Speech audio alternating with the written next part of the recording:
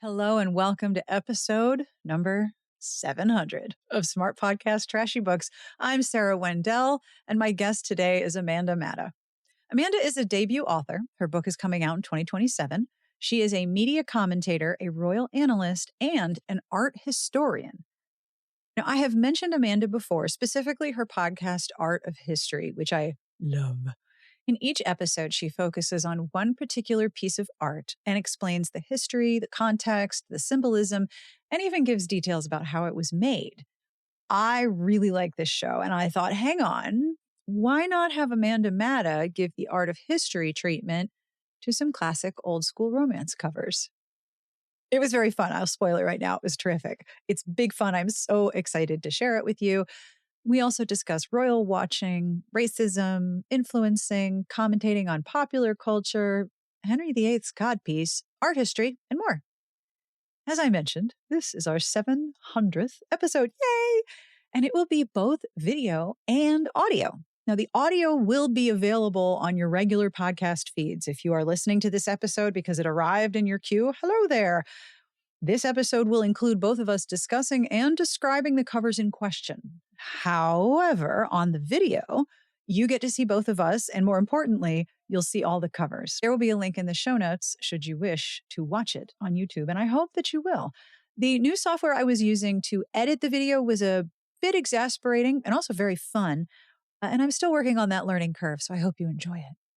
And speaking of YouTube, did you know the podcast has a YouTube channel? Totally does. It's true. Each new episode is automatically uploaded. So if you prefer your podcasts on the tube, we have got you covered. Also, between us, this channel is brand spanking new because I had to recreate it after YouTube deplatformed my last one with no explanation. I am presuming bitches are to blame, but I can't prove it. The name bitches, not like actual bitches. Like, I'm not calling anyone at YouTube a bitch. I'm just saying, the word bitches is probably the reason. So anyway, I would appreciate it very, very much if you would be so kind as to subscribe to the YouTube channel. Again, link in the show notes. And if we hit 100 new subscribers, Amanda and I will live broadcast something very fun and extremely silly to thank all of you. Most of all, thank you for being part of the podcast community and helping us reach 700 episodes. The show is here because you are here, and this is a massive milestone. Thank you very, very much. I also have a compliment this week, which is my favorite. Okay. My compliment this week is for Gillian S. Gillian, if there was a trophy for the most excellent French fries, the greatest hugs, the most infectious laughter, and unparalleled style, you would win it every time, and all your friends would be nominating you. If you would like a compliment of your very own, have a look at patreon.com/smartbitches. Our Patreon community is the reason that there are no dynamic ads before or after the show. With listener support, I was able to turn off all of the dynamic ads, the one you hear immediately before or after. Sometimes there's more than one. I turned them off to avoid ads for ICE and other right-wing propaganda. So instead of Patreon offering ad-free episodes, our Patreon community made every episode free of dynamic ads for everyone. Thank you. In addition, Patreon support helps me procure more issues of Romantic Times, learn software that is kind of annoying but also useful, keeps the show going, and ensures an artisan handcrafted transcript by Garlic Knitter. Hi, Garlic Knitter. Your support means a lot. And if you're curious about subscriber benefits, there is a collection at Patreon of our bonus content, and I will be adding new samples soon. I do love a sample. If you would like to join our Patreon community, it would be awesome if you did. Have a look at patreon.com/smartbitches. And if Patreon support is not in the cards, might I ask you to leave a review for the show where you listen, or just, tell everyone you know. That helps too. Most of all, thank you for listening. I'm so glad you're here. I wonder if you can hear the trombone behind me. Can you hear the trombone behind me? I don't know how much my mic is picking it up, but if you are hearing trombone in the background, that is, it's practice time. I get a concert every day. It's pretty great. So are you ready for episode 700? I am very ready to share it with you. I'm so excited. On with the podcast of me and Amanda Matta and some classic old school romance covers, which some of you helped me select. I am Amanda Matta. I am a royal commentator, but an accidental one. I stumbled into this space about 4 years ago when Harry and Meghan went on Oprah, and we all had thoughts. And my explainer for how I got into this line of work is I had no one in my real life to share these thoughts with. So I made a TikTok, and boy, did I come out of the gate running. The subject of my inaugural TikTok was who in the royal family was racist about baby Archie. Oh, wow. Yeah, Okay. yeah, That's yeah, not even yeah. just the deep end. That's like, wow, here's the middle of the ocean. That's where I'm going to start. Yeah, I had no idea because I wasn't really in the royal watching spaces before that. I love watching the royals, but I did it at home in the private of my own home before that. I had no idea how crazy it could get, and was going to get because that was really the beginning, the outset of the cuckoo bananas land that royal watching has turned into in the past 5 years. So, yeah. I've said this before. I have always been fascinated with the language about the British royal family because it is a microcosm representation of how we talk and manage and negotiate with colonial pasts, racist pasts, wealth disparity. The way that the royal family in England is so protected and like they'll Mhm. just make up whatever the hell they want to justify that narrative. That is like a microcosm of exceptionally powerful propaganda, and it is everywhere now. Yeah, and not only the royal family making up stuff, the press Yeah. doing it for them with this not so invisible contract anymore. Yeah, It's it's real. right out in the open. I'm in Maryland and I can see it from here. Yeah. I say this all the time. It is because monarchy is still a system of government. It's not just Kate Middleton in a coat dress. It's never just a coat. People's attitudes towards the monarchy really are a reflection, like you said, of their worldview, like conservative, traditional Yep. versus progress, change, like that. It's a microcosm of what's playing out in the world on a global scale. So, yeah, when you say to me, I don't know, not you, when someone says to me, Oh, there's just something about Megan. I can't put my finger on it. I didn't jive with her. I liked her in the beginning. I was rooting for her, but I'm just like, there it is. it's racism, Yeah. white supremacy. All of the isms. When people say, Isms. what was wrong? Like, what was the problem? Where did it all go wrong with me? I'm like, name your ism: racism, classism, colonialism, xenophobia, Xenophobia. misogyny. Jinx, you owe me a soda. Yeah, exactly. Exactly. It's all of them. So, anyway, I dove right in with that. And now I'm in my fourth year of royal commentating. I'm writing my own first book. Yay! I'm so Yes. excited for you. Thank you so much. Yeah, it's forthcoming from 10 Speed Press in spring of 2027. I'm delivering the manuscript in a few months, but they print in the UK. So there's like a little bit of a delay, but Always. always. And the world of publishing, don't even get me started right now. Well, But girl. yeah, so that's forthcoming. I also do some podcasts in addition I, to TikTok and Instagram. I am aware. I co-host an Royal News podcast with Meredith Constant, who's another lovely commentator. She's more into the newsy side of things, and my jam has always been history and culture and fashion and art. So we meet up once a week, and it's a fabulous time if you want to dissect royal media narratives. And then I also have an art history podcast, which is my baby. Uh, you're jumping up and down. It is. Dancing in my seat because I really love the show. Anyway, Thank you. Yeah, I think I was like a year into doing royal commentary, and I had built my platform up to a certain point, and I was like, what do I want to be doing with this platform? And I have two art history degrees, and it was a pandemic, and the museum industry collapsed, and I said, here's a way I can use my art history degree finally. So the Art of History podcast, yeah, also in its fourth year. I love it so much. I've had to scale it back over time because, like I said, writing a book, but I will never let it go, like ever. I love that show so much. that's why I like it because I can tell how much you're having a good time. Yeah, it's just me and a mic. Like, I don't have a production team. I have a network, but they just really put ads in the middle. It's just me writing, recording, editing. Look at my production team. There That's my sound assistant, my cat. she But is. yeah, Yeah. I hear you. It's just me too. I love it. It's, I think, the best way to create content because not just being a control freak, but you can say whatever you want. You can make whatever jokes you want. I've recorded with some shows where there are producers on the call and they go off of scripts. And I'm just like, I'm so deeply uncomfortable right now. Like, I do not, that's not my style at all. Kudos to anyone who like has gotten to that level. I really admire you for your work ethic and getting to that point. I just feel like it would be a double-edged sword for me. I will script my intros, but it's mostly bullet points, so I know I don't forget Mm-hmm. something. I don't know Yep. if I could do like a scripted narrated podcast. Mine, like you, has always been me and a mic and maybe a Mm-hmm. guest or my frequent co-host Amanda, other Amanda. Yes. Lots of Amandas. And I get it. The idea of, well, I'm interested in this and I'm going to talk about it, and somebody else must be interested as Come well. along for the That's how the ride. internet works. So here I Yeah. am with a website and I have a blog and a podcast about romance novels, so I understand what you mean. Yeah, definitely. Yeah, for me with art history, I was looking for art history podcasts during the pandemic, but I'm very picky in the format that I like to listen to. I'm not a big interview listener. I've gotten better at sitting through an interview, especially when it's women talking to women. Yes. But I've noted that men talking to men, I cannot do. I can't sit through an episode like that. My biggest problem is that sometimes, like, I'm listening to you and you are listening to me, and we're actively listening and responding to each other. Hmm. Whereas there are a lot of podcasts, and it's not just by gender, but this is definitely a habit with male hosts where they're just waiting for their turn to talk.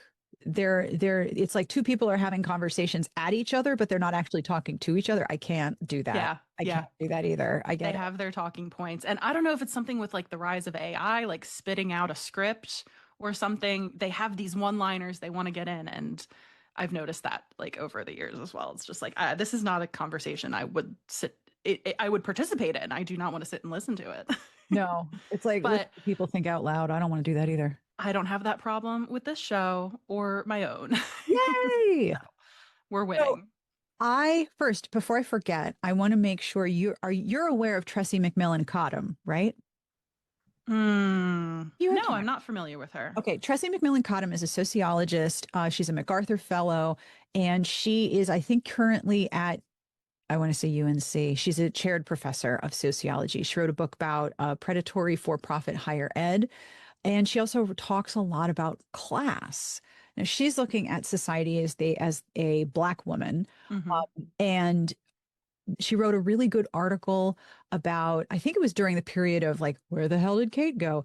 Where she talks about watching the royal family is like celebrity watching through mason jar glasses because it's all about class. And her Mm. thesis is that when things are chaotic, we cling to class because that reassures us of our place.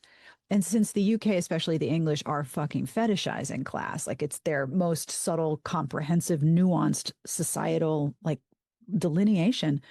When times are chaotic, people start grabbing onto their class structure. Who is Hmm. higher than them? Okay, so if the people who are higher than them are still there, then they are still higher than the people they feel superior to, and they can start, they can continue to punch down. It's all very much reassuring yourself that you are where you are because the people who you consider above you are still above you. And the Yeah. way that that informs so many things, both and in the U.S., class is education. That's our message was you move up in class by getting educated, which is now why there's all these obstacles to anybody who's not a white guy getting into college, funding, schools, support, all of that. All of that is because our education and class systems are connected. Her talks on this are incredible. I actually recorded one of her Instagram lives like a fucking creeper because she's talking about this. I'll send it to you. It is like I've watched it 10 times and Yeah, every time my please. mind goes anyway. And you plugged her book Lower Ed. It's on my reading list. Oh, It's so funny because we were just in Ireland and actually one of our taxi drivers said basically that same thing. He said, I love America because we said, we're American. He asked where yep. we were from. I love America. Everyone's the same. Everyone's in a pool together. Buddy, You know, no. I'm he so had the right sorry. spirit. Yeah. But he was directly comparing it to their neighbors in the UK. There is Yes. that class system. And everyone knows their place. You're absolutely right. And it's comforting in a way, I guess, to those sorts of people who really do care about class because but then it could also so easily be threatening, which I think brings us back to Megan, which as so many things do, it all really can come back to Megan. People sometimes get up my butt, why are you bringing Megan into this story about Will and Kate on vacation? It's like, well, This poor woman. She's right there because it's right Woman. there. And if we are looking to pick apart media narratives and worldviews, I have to do it. I'm so sorry. Right there. No, you can't ignore it. Ignoring it is part of the problem. Pretending like it's not happening is part of the Right. problem. Right. And like And I said, so, it's soothing to have your biases confirmed. And then once your biases have been soothed, it's really easy to just push you into other biases. Like, oh, yes, absolutely. And if you think about it, the clearest illustration is how before Meghan, everyone was like subtly and not so subtly picking on Kate's middle class. And it her was, parents had a paved driveway. That's a real narrative. how dare they How not have? it was so crass of them. And if they had put down gravel, it would have been the wrong size. And Right. you wouldn't have understood The the wrong grit. yes, Yeah. precisely. Yeah. You have all of these little nipples. She jumped her place. Mhm. And then Megan came in. It was like, okay, now was she really like we don't even have a way to recognize this. Too many isms. We Too many can't. We systems. can't. For me, I'm coming up from. I'm really bootstrapping my way into royal commentary. Most of the royal commentators and reporters have immense amounts of access and connections, Mhm. and it's I'm in an interesting transition period because I'm starting to get quoted. I'm a contributor to Us Weekly. That's like where you can usually find me in the royal headlines. If you Sorry, open to pause. I'm sorry. the, You're I a know. commentator to you. Hell yeah! I know. Congratulations. That's massive. Thank you. I can't believe it either.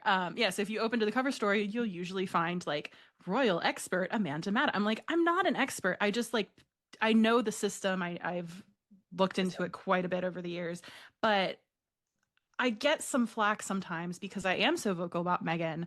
And now I'm mostly commenting on Kate and William and the children and Charles and Camilla. And it's like, well, some people will look at that and say, you turned tail. Now you're shilling for the palace. And Huh? I find that so fascinating because it's like, no, royal news has always been royal news. And that's where I'm interested in looking. And I don't think there's anything wrong with a quote unquote woke person or a progressive voice kind of being inside that commentary Are you kidding? space.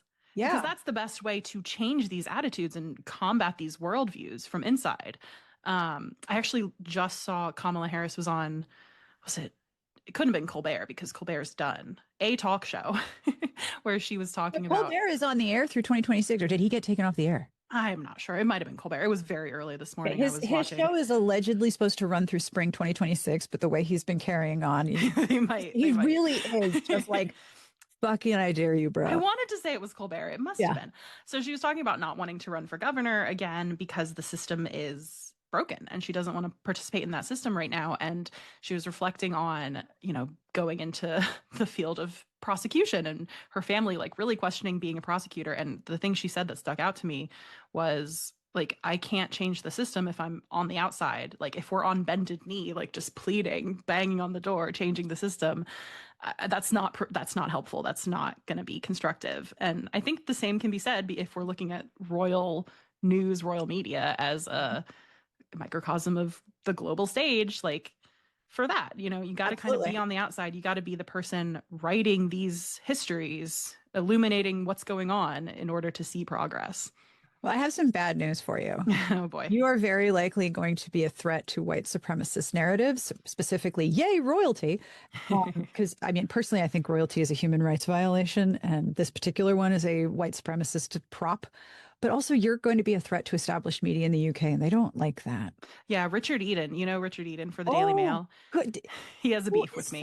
Somebody pees in his Cheerios like every morning. This guy is so unhappy. It's ridiculous. You just smoke a joint and sit down. He loves to call people that do exactly that, challenge the system, Meghan cheerleaders. So in my merch store, you can get a Meghan's Cheer Squad t-shirt if you consider yourself a Meghan cheerleader. Yeah. Yeah. All right. Listen, I am relentlessly fascinated by this and I could talk to you for hours, but I did bring you here for a very nefarious purpose. I'm ready. My body is ready. So please tell me a little bit about your degrees and how you got into art history, because this is a really interesting, but also, as you noticed, vulnerable field right now. Yes. Because to go and see the art, you have to go into a place, and sometimes going into a place means exposure. And now those places are being underfunded or eliminating their funding. So it's already even more precarious. Please tell me how you got into this field. Like, what is your experience? Well, so I was an art kid growing up, but I was also I was raised in like a very economically conservative family. So I never even for a moment entertained the thought of like studying studio art. I love painting. I'm an oil painter. But Cool. I never really thought seriously about, hey, like I could actually go to art school. It had to be channeled into a more constructive, more academic sphere. And I don't get me wrong, I loved my program. I loved the degree I got, but that's how I got into it. So yeah, I live in Pennsylvania. I was looking at online programs junior year of high school, as you do. And Juniata College here in Pennsylvania actually has one of the very few combined art history museum studies programs in the country. Oh, I interesting. want to say it might be more now, it might be less now actually. At the time, I think there were like 12 programs in the country that offered this. So I got a joint degree in art history and museum studies. So I was getting that practical gallery experience while I was doing the art history.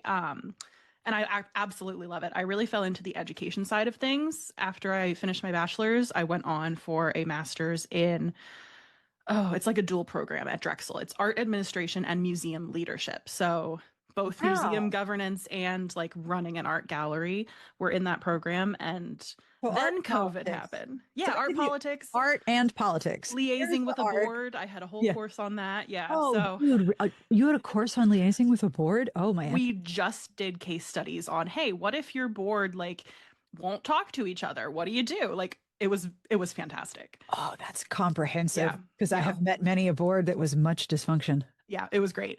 So yeah, I took it that route because I love going to museums. I've always loved learning through museums. Experiential learning, I think, is a really underrated tool for education. And like I said, then COVID happened and I got my degree December 2019, got my first museum like job full time March of 2020. Oh, Yeah. no, Yeah. bad. Oh. So I hung on there for a while, but the field really is undergoing a lot of change. Funding is being cut. I mean, it has been for years and years. And so museums are always restructuring.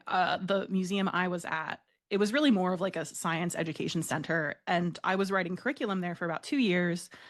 And then our CEO decided that what we should really be doing was getting into esports. I'm Um, sorry. mhm. Esports. Esports, like video gaming, competitive, which don't get me wrong, I think there's merit in that, wasn't what I signed up to do. I was writing STEM curriculum, which was already a little different from my art background, but I Huh. had fun with it. I was making it work. And then when esports happened, I was like, I don't know if this is the place for me anymore. Luckily, at that point, I was already kind of coming up on TikTok with the royal commentary. And I don't want to say, luckily, I got doxxed, but like, it might have been the best thing that ever happened to Oh, me. I'm sorry you did. That blows. It was really shitty at the time, I will say, but the reason I got targeted online, it was thorough harassment, up to full on doxing. They contacted my employer, the science center I was working at, but it was because I wasn't racist enough about Meghan Markle. So, I, again, every cloud has a silver lining, right? holy shit. I'm really, really sorry. That's all right. No, it's fine. Because Fucking abominable. what it did though was enable me to go back to the drawing board and take creating content very seriously and revisit my art history degree, start the podcast. And we wouldn't be sitting here talking if that hadn't happened. So, It's true, but yeah. at the same time, as someone who's been on the internet, like the website's 20 years old now, and I'm out here under my own name, that fucking sucks. And it's appalling how many people find it their hobby to discover someone's identity and make them miserable and personally scared. Like, why is Right. that your hobby? Could you Because not? because I think you shouldn't be racist against a princess that neither you nor I will ever meet. Yeah, it's wild. Anyway, you asked me about art history. Yes. And No, in but terms of art analysis, yeah.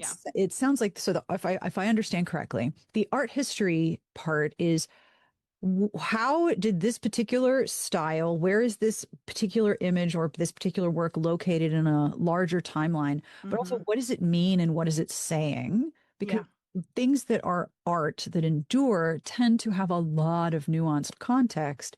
And it's almost like a puzzle or a bunch of visual clues. You have to look at this thing and then figure out what is it saying? How is it saying that? And where is it located in the larger conversation of all the other art that was happening at that time and the politics of that as well? Yeah, Is that about absolutely. right? Yeah, you nailed it. Visual clues, Awesome. context clues are Yes. so important. Art historians are so good at media analysis because the first year you're in school with an art history program, you're learning how to look, like how to see. And I don't know if the statistic is, viably sound, but one of my professors told us the first year, I think we were in Survey of Western Art, she said, do you know that the one of the most successful non-science degrees, if they go on to take the MCAT, is art history? So, like, if you, for some reason, were an art history degree and you decided to make a massive pivot to medicine and Yeah. take the MCAT, you would be set up for success there because you've learned how to look and to step back and see what's in front of you for what it is, Oh, not see what you know. That's one of the biggest lessons too with studying art is you have to look at what's actually there. So I've always found that fascinating. That's one of the things I love most about looking at art. Anyone can look at art. It's just a matter of turning off your thinking brain for a minute and then kind of reactivating it later down the line. And then for art history, yeah, placing it in the context. I love a big timeline of what's happening out on the world stage, what societal movements are going on. And that's with my show kind of why I chose the history lens, because you can learn so much about a period in time, a place in time through the art that is being created. yes.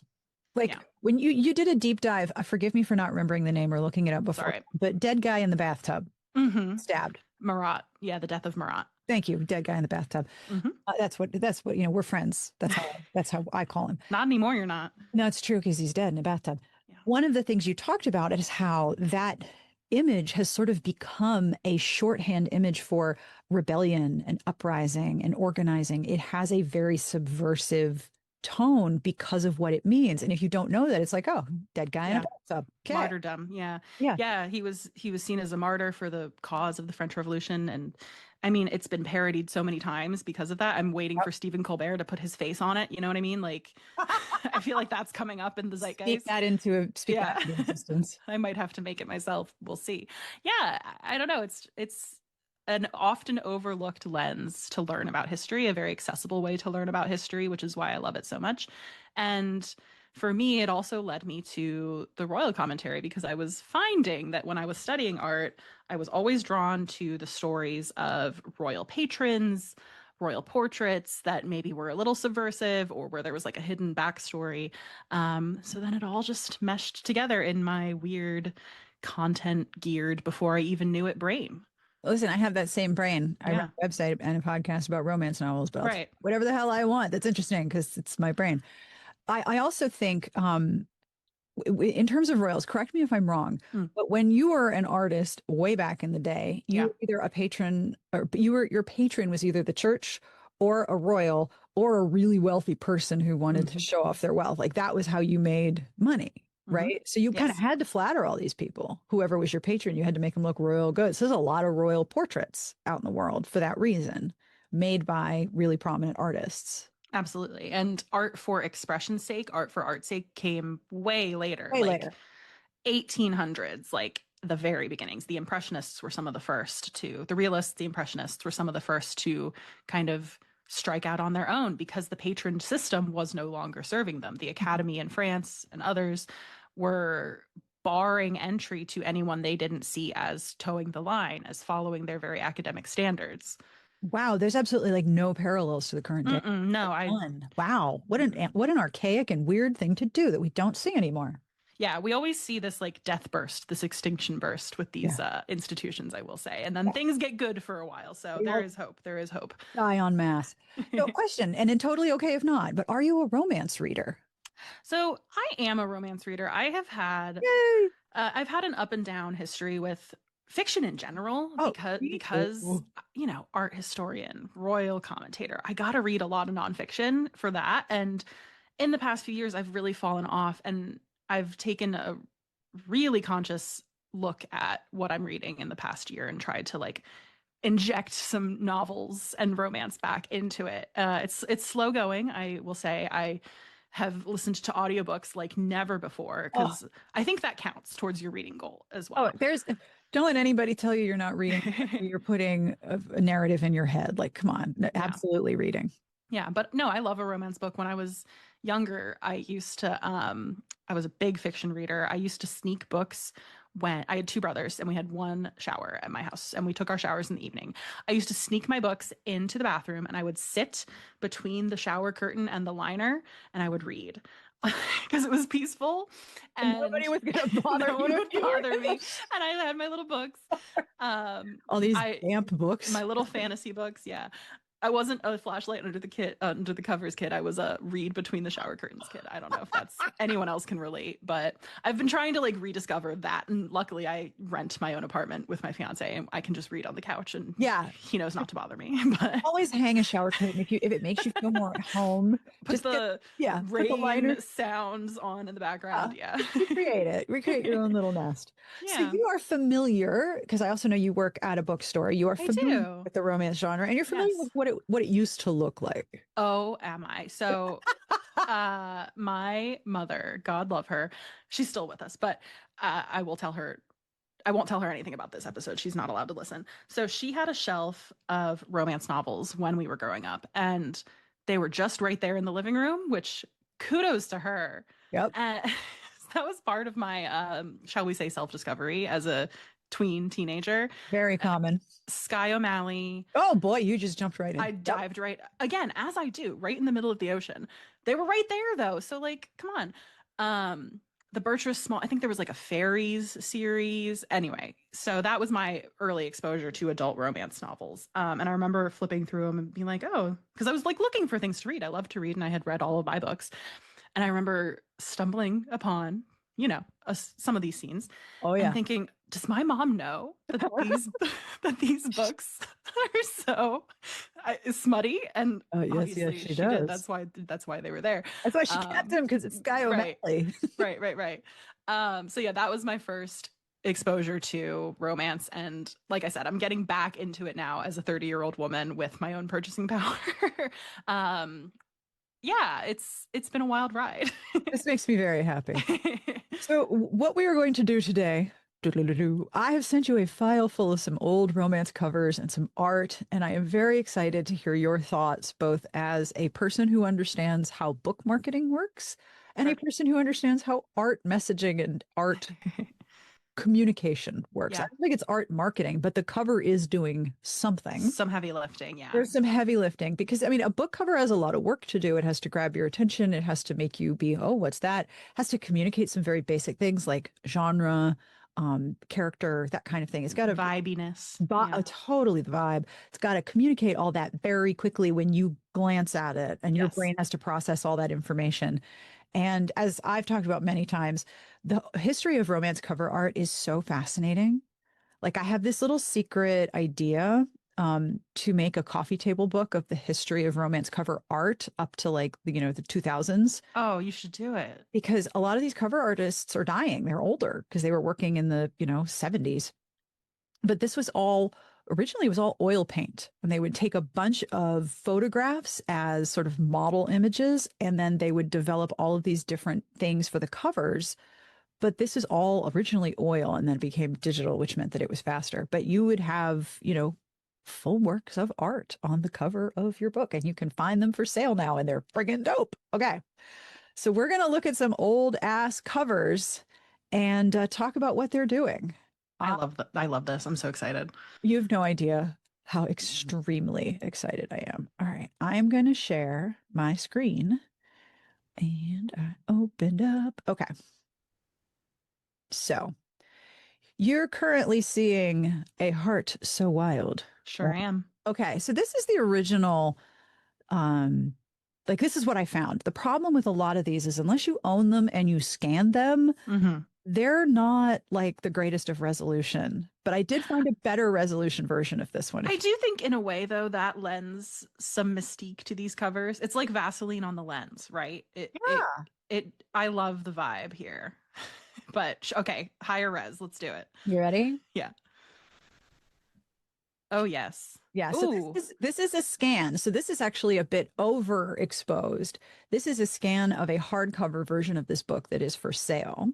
But this is Joanna Lindsay's A Heart So Wild. I asked my audience, the podcast audience, I asked everyone who would listen to me, what are your favorite absolutely off the wall romance covers? And those are sure. the ones we're looking at, starting with this one because wow. Wow. Oh, I didn't notice the fire yeah. or the gun Nope. or the how many arms are happening here? One. Okay. Yes. One That on her will come thigh, up one on her later. waist. We have arm questions later. Okay, I knew that there was going to be an arm question. Okay, perfect. It's not this one. Wow. That's certainly a cover. Isn't it now? Are those two R's in the heart, the title? It's a little different from the low res version. Do you see like Oh yeah, I wonder if that's a typo. Wait, instead of a T, it's an R at the end of heart? That's a T. You know, maybe did somebody Photoshop this or is this just an error? I'm gonna click this link. Did AI like crisp it up? I I'm don't so I know. hope not. I really hope I not. do not know, but it's either a heart or a Or heart. a typo. A It's horror like when so they wild. OCR scan.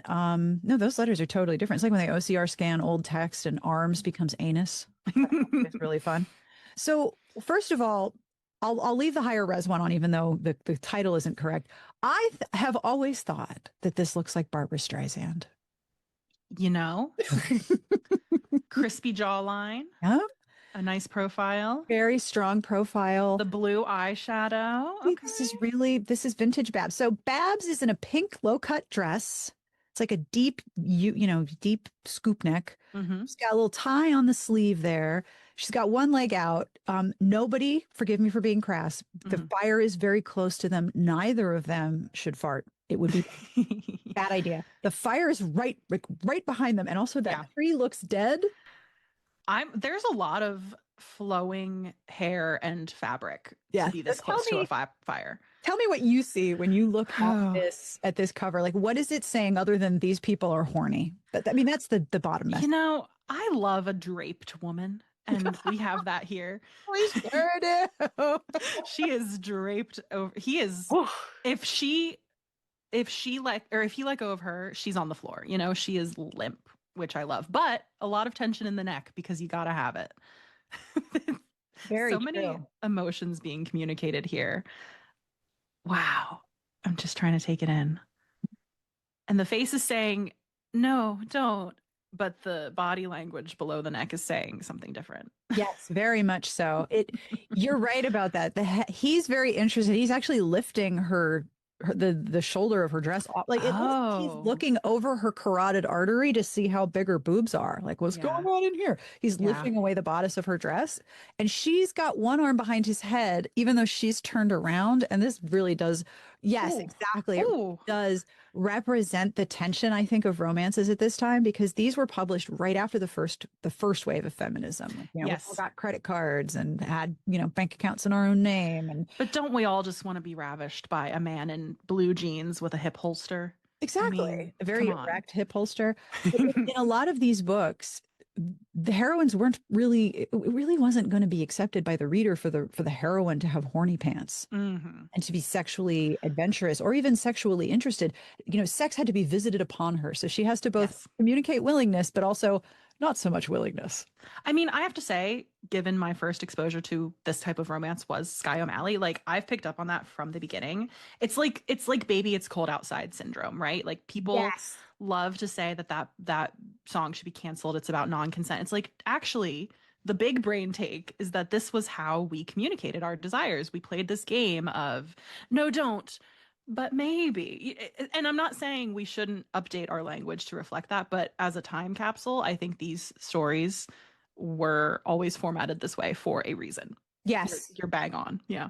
And it's a code, right? That's one of the things that I find so fascinating about these is this is all a code. They're trying Hmm. to communicate, yes, this book has some sex in it, but what is Right. tension and what's happening? There's tension. There might be some danger. We have a gun. We have fire. We have dead trees, but she's alive. She is in bloom, to use a Jane Austen, term. Yeah.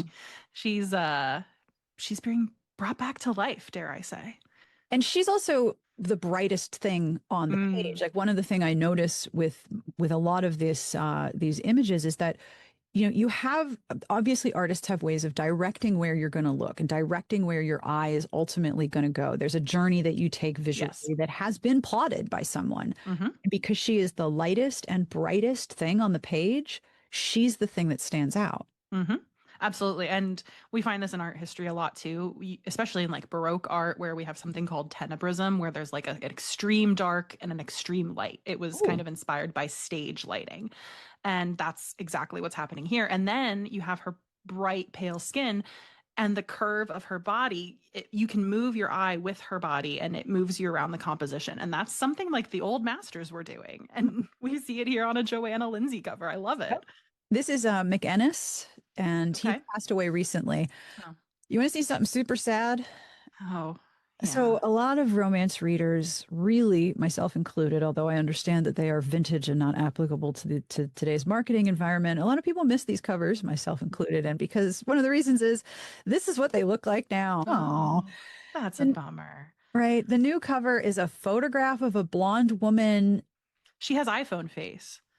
100%. She has Instagram hair, Mm-hmm. She's right? got layers. She has balayage. Yeah, and Bouncy Kate Middleton blowout. I'm sorry, is that blouse cheetah print? I think that might be blue cheetah print. Yeah, that's a bummer. And it's like, okay, I maybe this is historical. The cheetah print and the balayage is throwing me, but clearly a photograph. She's Yeah. leaning up on some wagon wheels, which I don't think were originally there behind her. It's Mm-mm. all very mixed media. It doesn't do what that's doing. I'm so fascinated by taking the love interest off of the cover too. It's Yes. just her. That's something that's been happening a while. First of all, the historical romance genre is kind of in a coma right now. So we're Mm, run out of covers to discuss because it's not going to be published as much, certainly not in mass market paperback. So what you're going to see is the older authors getting new covers because they're still selling. With this, it's like, does this eh. communicate anything? I would not pick this up. Like you mentioned, judging by books by covers. That's how I pick up a lot of my books because Yeah. I do events at an independent bookstore and I get freebies, I get the ARCs. I also browse. We have flat lay tables for our new releases. I'm going by cover. I would not think It has a twice job. about this. Yeah. Has a job to do. But is this an old Western? Is this It looks like new? frontier, Is yeah, this Christian romance But maybe. I can tell, even though, like, I quilt and sew, and so I'm looking at that and going, oh, well, that's synthetic fabric. This isn't Mm. because that no fabric would drape like that It if it, looks so thin. exactly that's a synthetic. So Yeah. I'm going to be nitpicky about the fabric until this doesn't work. I'm sure whoever designed this was like, I needed to redo the cover in a way.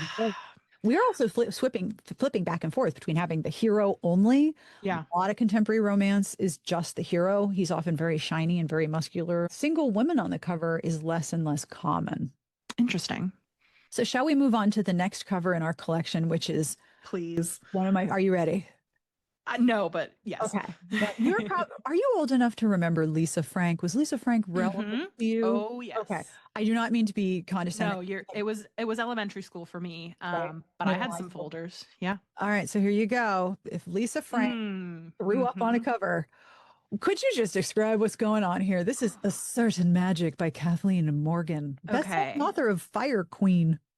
Best-selling award-winning author, excuse Yes. you. Excuse me.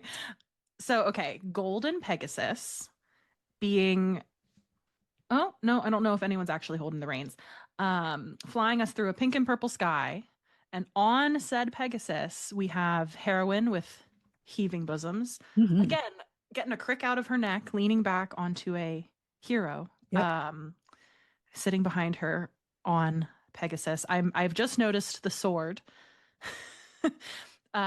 directly behind her buttock. That would not be comfortable. Where's the rest of the sword? Please don't tell me it's in the Pegasus. No wonder he looks pissed off. Like, He's buddy, like, ah, buddy, the thing's poking me, a guy. little alarmed. Yeah, wow. Wow, that's certainly a certain magic. Is all I can say. Wow. I am fascinated by the clothing here. because the artist is really trying to communicate a time period. I could I not don't know what time tell period you what time that period is. it is. Yeah. He has a deep square neckline. It's It might almost be a toga-ish yeah, it on could be a him. doublet, it could be a toga. She's got off the shoulder bar wench Yeah.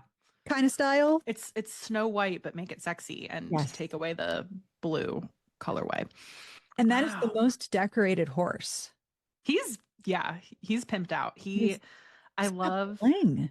So there always seems to be, it's an outdated term, but like some sort of Orientalism with these fantasy books. And I'm wondering if that's Oh, what we're going for here. very much so. Yes, Yeah. there's a lot of Orientalism and an exoticizing of especially Middle Eastern cultures during this time, and Mm, still to this day at this point. yeah. They are, of course, flying over a castle. Yes. Another phallic image, perhaps. There's Should I a just lot. assume for the rest of this episode, if something looks like a phallus, it is a phallus?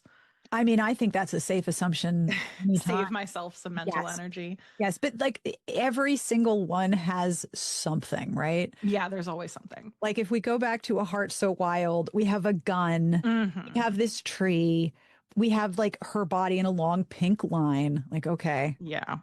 And if we go back to A Certain Magic, we've got a sword and we've got a castle. Even the horse has a little gem on the middle of its Oh, or I don't what's the front of the horse between its eyes to its nose, whatever that part I is. only know bridle. I don't know So whatever that nose. horse people, I'm sorry, forgive me, but whatever that is, it's like a little pointy thing. Yeah.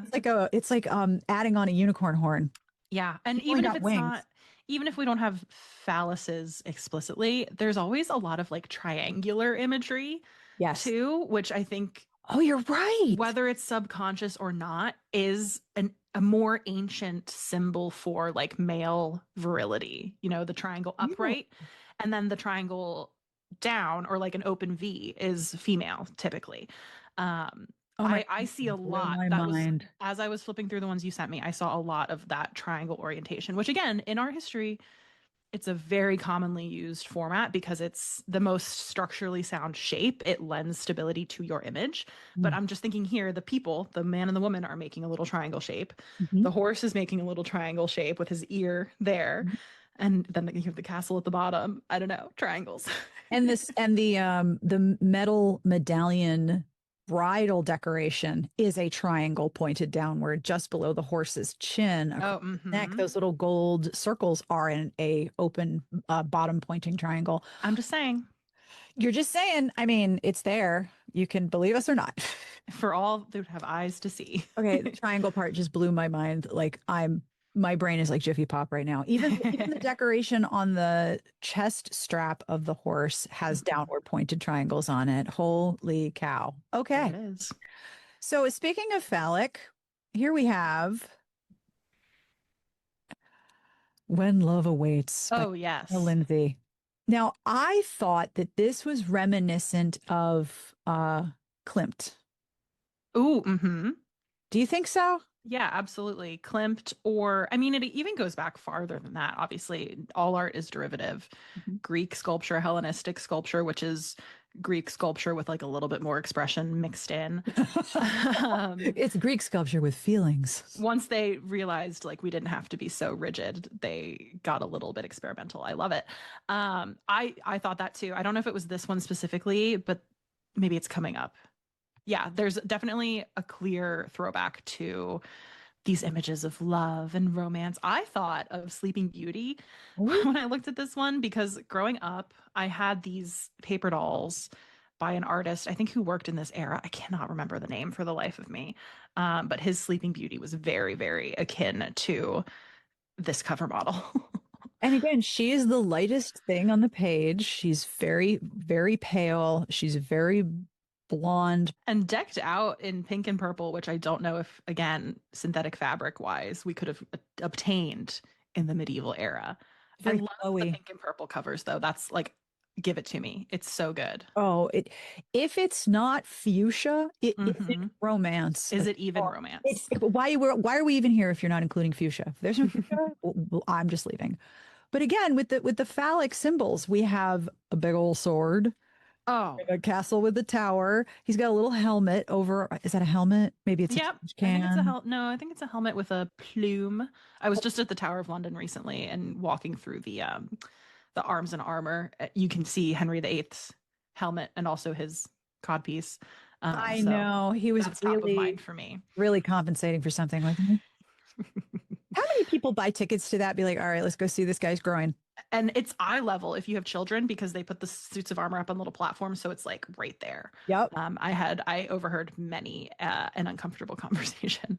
Oh, Yes. see, I bought my ticket specifically to be like, I got to see this cod piece for myself. How much of a shadow are we talking about here? And I love it because some of the arms and armor in that exhibition, we recognize they were kind of like recreated, they were cobbled together, but like the Henry VIII ones were like, no, no, no, this is him. Like Man, he decided to do this. he was worried about the ample accommodation of certain parts of his body. Hmm. He's Hmm. also very smooth, very shiny on the cover, not Henry VIII. And I think he might be naked. I think he's naked too, and I love that there's like a tan difference as you get down to his like hip area. It gets a little Yep. paler. Yep. So I He's think got, that is telling us he is naked. it's not farmer tan. It's like Joanna Lindsay It's hero Fabio tan. tan. I don't know. Is Fabio that a tan, just thing? from the waist up, Yeah. very tan. Hmm. So I have two of the next one. I have a lower Wait, bed. can I call out once again though? You have the phallic sword going down, and then on her little waistline, you have an open V belt. You do. Thank you for noticing Just that. saying. Oh, damn. Once you see it, you can't unsee it. So we have the V at her belt. I know that's very pixelated now. We've got V's on the shoulder, and there's kind of a V at her bosom too. And it's receiving, Yes, it's all pointed up to his downward thrusting sword. Oh my Yep, God. it's there. You totally nailed that one. No pun intended. Yeah, uh, you're right. Oh, it's Bummer. amazing. All right, so let's take a look at The Hawk and the Dove. So this is a cover flat. They don't make these anymore, which is Oh, used to be able to just get the cardboard of the cover in a big flat and then you could like sign wow. it or do stuff. Like I have one for my first book in 2009 and it's the coolest thing. So this is like the full cover. This is sort of like the complete what you would see if you held them Hmm. all the way open. The jacket, yeah. Thank you. There's a lot going on here. A lot. Oh, Are any of these authors, sorry to interrupt you, yeah. are any of these authors using pen names? Virginia Henley, like, is that her real name? You know what? I don't know if Virginia Henley was her real name. A lot of them were. Let me see here. Virginia Henley. It's the first Google of the episode, everyone. Are you excited? Virginia Henley, I believe. Okay, first of all, bless her, she is still alive and kicking at age 89, Miss Virginia. God bless. Virginia Henley's maiden name was Virginia Siddall, Okay. Syddall. I'm going with Siddall. And she married Arthur Henley in All 1956, right. and he So, passed away in 2013. So that is her name. wow. See, looking at romance covers, I always question, am I the one with a dirty mind, or is it just being laid on too thick? And that was one of those moments. Porque no los dos. So with the hawk and the dove, number one, I don't know what they're lying down on. A bed of I roses, perhaps? and half it's a waterbed. A waterbed of roses. A water because there's a water behind them. It's the dove's nest. Yes, they're floating Maybe. around. And also, he looks like he's wearing jeans. Okay, Yeah. so there's a couple of things I want to ask you about. What jumps out at you? Let me see if I can make this a little bit bigger. Yeah. Yeah. What jumps out at you? I have to say, woman on top, we love to see it. Yes. That's the first time I've noticed it. And I'm looking at the tagline. He married her for money. So she is the one with power in this relationship. Wow. And I love to see that communicated in a cover image.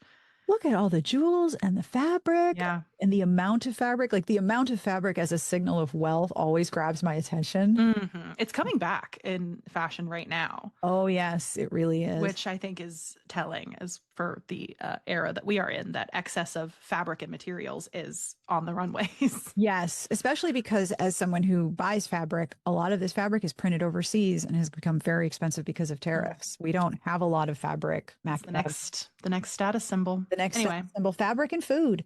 So she's got a lot of fabric. She's got a lot of lace. She's got some pearls hanging off both of her boobs. love Love. it.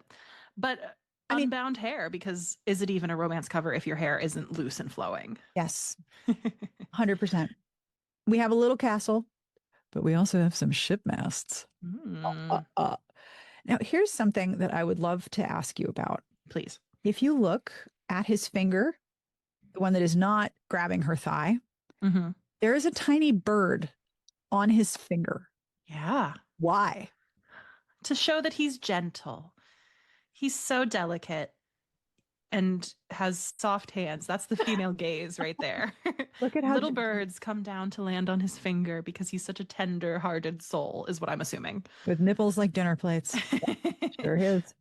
Rippling muscles. Rippling muscles. This is, by the way, the Fabs. I'm pretty sure that's the Fabios. That's Mr. It looks like him. Yeah. Now that you've said it. Usually you can tell by the jaw. If it's square, then it's the Fabs. Yeah. The hair color is completely irrelevant. You also, now that you've pointed that out to me, this is the only thing I can see. We have the V of her necklace. We have the open V's of the pearls. I mean, why wear pearls around your neck when you can attach them to your bodice and drape them under your boobs? Like what? Why even go with the old way? It's so good. She's giving Queen Elizabeth the first, not the second. Yes. In a way. Although QE too could have, I mean. She had like a brooch. It was the two of the Cullinan diamonds. Yeah. And she called them Granny's chips because Granny. Yeah, why not? Granny used to wear them. She loved a jewel. I will say. But her taste was a little tacky. But Lizzie too could have done a lot by wearing a lot more of this, whatever, all of stomach this going pearl. on here. Yeah, all of this. This is by Sharon Spiak, who is still with us and I've interviewed her before. She's a fascinating you need to write this book. You have to. You think so? My publisher specializes in gift book, coffee table books. If you ever want to submit a proposal, I will give you their names. Thank you. I will be like, hey, my agent who I've made $9 for, like another $9 whole. So this is one of the covers that a lot of readers from my site and a lot of listeners suggested, because this is the one they think of when they think just over the top. Like there's a Yiddish word I love, ongepatchki, which means over decorated, overdone, just like we hosed the wall down with everything. This is an ongepatchki cover. Yeah, 80s excess. I'm assuming this is from the 80s just by looking at it. I'm going to verify, but I think you're right. It's got to be, right? The opulence, the extravagance. Originally published in 1988. Hell yeah. Yep. And this is very 80s colors too. The mauve. Yeah. My godparents still have like a mauve living room color coordinated with their sofa. And I'm like, where am I? It's 1982 whenever I step into their house. It's like when you go to a condo and it hasn't been updated since the 90s. And it's like, wow, burgundy and dark green. And they just embrace it. I love it. Yeah. It's like, okay. I love this cover because it is just so much. It's not even pretending to be anything other than, no, this is a romance novel and it's going to be horny. It is, yeah. And I mean, again, this is sort of coming back in a way. We're obsessed with the pre-Raphaelites right now. She's giving a little bit of a pre-Raphaelite vibe with her long red tresses. They're kind of curly on the top of her head, the roses. I'm into this. I like this. Might be my favorite one so far. Ooh, you're very right. This is very pre-Raphaelite. All of these staffs and arms and masts just coming. I'm thinking of waves, like the energy, like pulling you forward and then back a little bit and then forward again. And it's very sensual. Yep. Ships are all about stuffing everybody. So this was suggested by one of my listeners and readers. Heart of the Falcon. This is again the Fabs. I could not find a higher res one of this. I apologize, but this one is wild. Tell me, what do we got going on here? I mean, is this Antony and Cleopatra? Like, what's going on? I love a pyramid. Again, upright triangle. Hello. Upright triangles. Hello. And big upright phallic palm trees reaching towards a full moon. Just the top right corner of this is already sexual. Wait, okay. I was going to comment on the purple, pink, the fuchsia in ancient Egypt, I'm assuming. Then I realized he's holding a sword. It's in his hand. Oh, yeah. What's he going to do with that sword? Suzanne. What? Maybe they're like on a boat and he's just paddling with his. Oh, maybe it's not a sword. Maybe it's a. I don't know. It looks like he's about to like haul up and stab her. Like he's like getting ready to impale the sword, and not with his manly.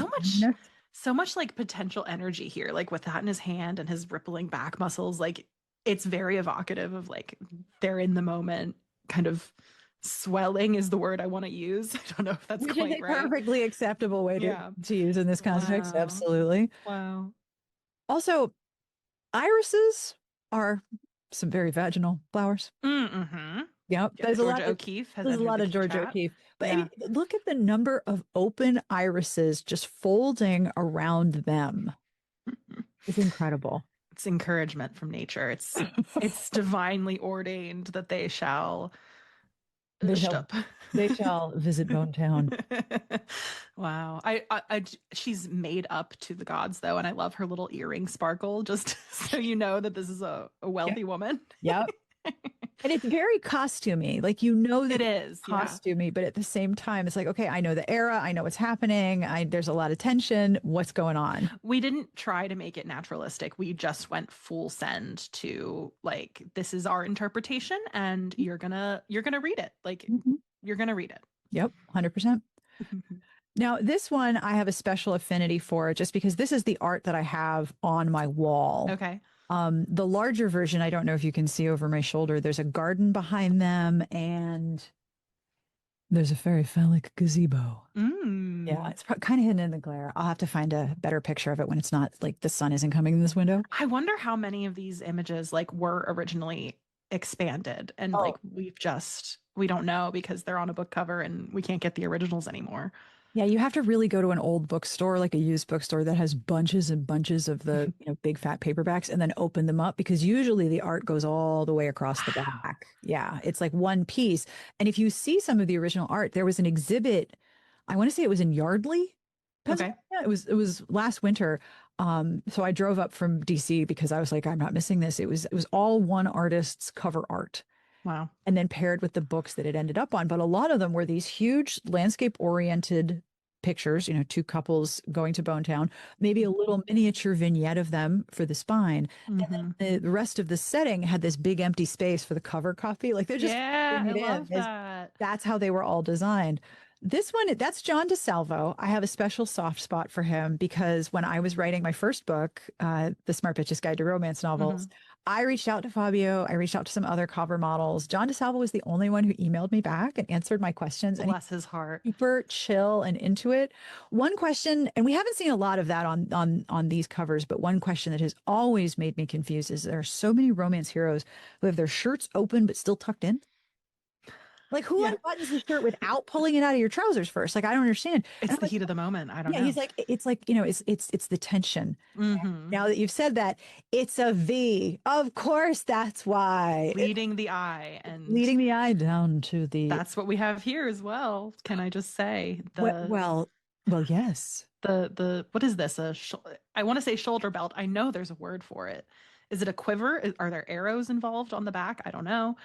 It is a Just hot pink gladiator toga, though. it's nice. I'm into it, and I like the one arm brace for Yep. protection, presumably. Yep. Just in case you're, punching somebody, they're not going to grab your wrist. She's okay. First of all, Ye Olde Bra is doing the work here. Her breasts are extremely lifted in a way. Sky high. Yeah, Yes, she's like, hoisted. and look at how many V's there are. Her necklace, her neckline, and his skirt, and the Yeah. top, and the wow, blowing my And mind. even her pulling up her skirt kind of creates this upward triangle Yep, leading you to the groin area. I'm just saying. you're not wrong. So um, with this one, what else? I mean, other than horny and V's, do you notice anything else about this particular cover? gosh, I'm trying to look here. I'm counting arms because I know that's coming, but I No, don't it's think coming. this is the one. No. Where I mean, his hair might be better than hers on this cover. Is Do you know? I've talked about this.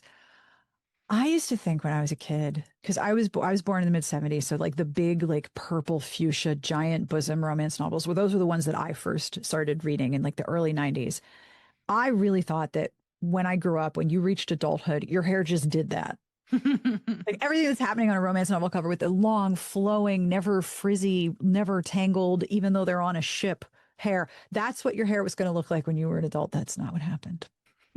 Very sad. No, even with the best of dry shampoo I and know. styling creams, I cannot achieve that Also, level of perfection. we have a lot of redheads in this collection. I didn't do this Oh, always, on purpose, but always. we got a lot of redheads. Yeah. It's very It's interesting. because they're not like other girls, you know? Ah.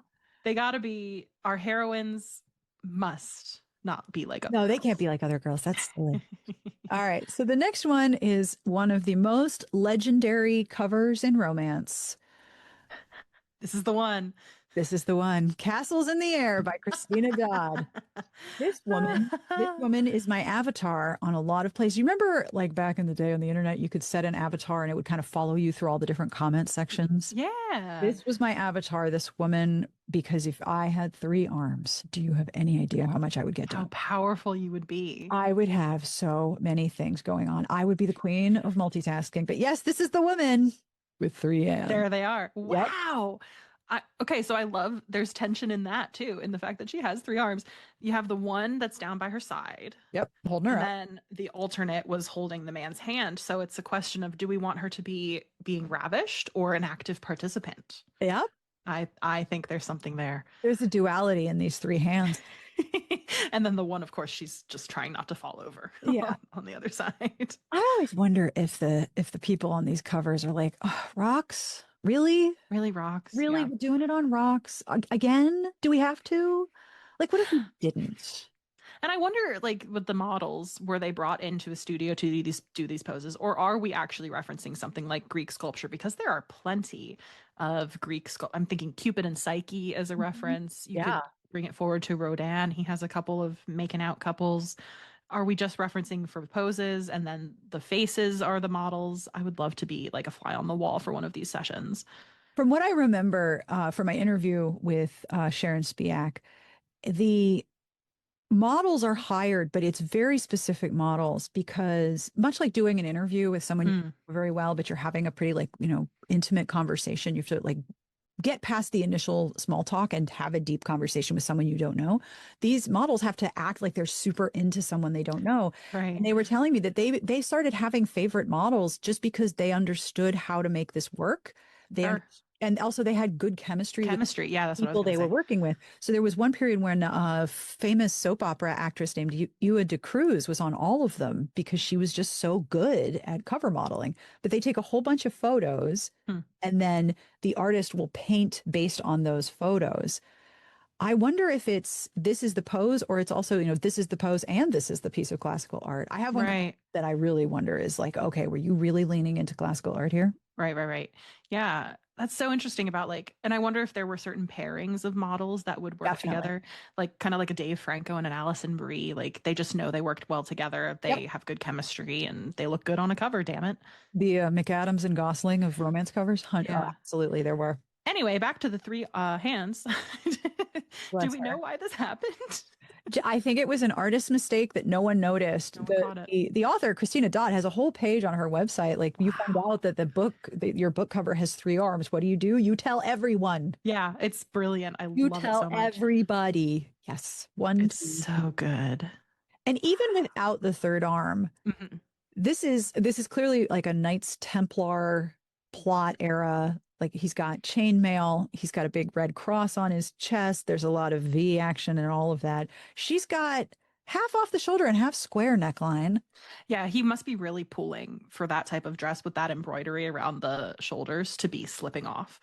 Like some real tension there. Yeah, he's really yanking down her dress. And she's belted, but I love when we look at these models, there's often like a transition from they're very like structured and rigid on the top, like the bodice, and then the flowing skirt, like a little bit more free, a little more loose. Oh, you're right. I love that. There is a lot of tight boning and tailoring that the bodices are always tight. But then we're hiking up the skirt, or the skirt is kind of coming undone and flowing in the wind. There's like tension is the key word. 2 yards of fabric for the top and 50 for the bottom. Right. So I added this one just real quick because this is my favorite. Why are you having sex here? This is Edith Layton's For the Love of a Pirate. I didn't. Oh my gosh.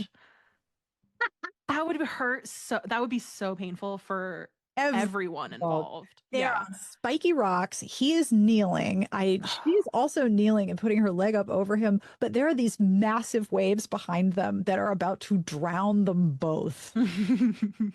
Y'all, why here? Why? The only permissible explanation is that this is Elizabeth Swann and I don't know his character name off the top of my head, Orlando Bloom, at the end of that one Pirates movie where he has to go back out to sea for 7 years or whatever. This is the moment. They cannot move. They do not have time. It's true. You know what? You might be right there. And he's at that point, I think he's Davy Jones, so he kind of controls right. Or maybe he gets like a little bubble, like the water will part around him magically. That would be nice. I would read that scene.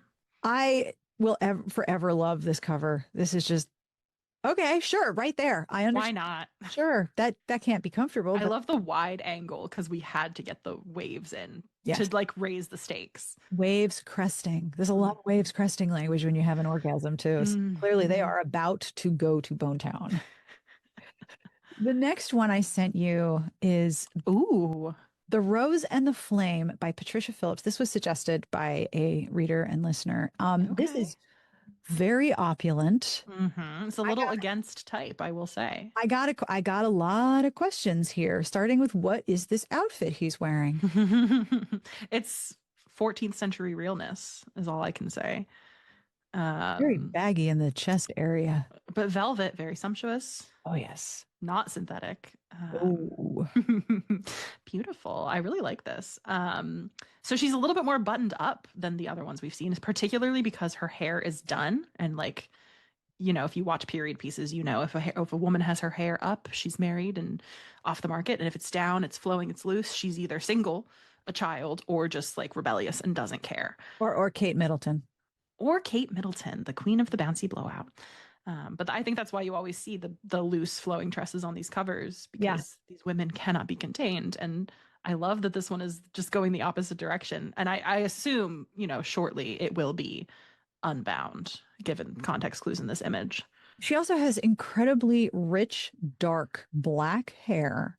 It is gathered up into like, okay, so there's a cowl net at the back. You can see netting, but then the top is kind of like if you had a French twist, but it stuck up a lot and went all the way to your forehead like a big sausage mohawk. But also like Nancy Reagan poof on the top. A lot of poofy in the front there too. He's also got floofy, puffy mullet. But look at all of the pearls in her hair. Very, very suggestive. Pearl everywhere. Yes. It's so fascinating. The netting kind of containing it, and her bodice is not slipping. It's low cut and she's heaving, but it's not. She's fully clothed. Which you can't always say. He hasn't made much progress here. You do have the transition though in the image from very structured up top to the rose and the flame. I'm sorry. It flows outwards and it becomes very loose. Her dress turns into roses. Yep. Question mark. Yep. Wow. A different take on the genre. I love it. And his outfit, I'm guessing that's a doublet or something with a doublet. Gotta be. There's layers here. Yeah, it's like early Tudor if I'm placing it in royal history, but I don't know much about like the fashion history of that.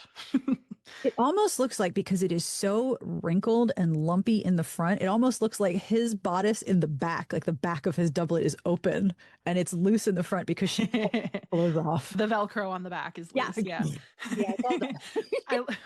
We're mixing eras too, because she's dressed for Versailles in like 1760 and he's 1450 easy.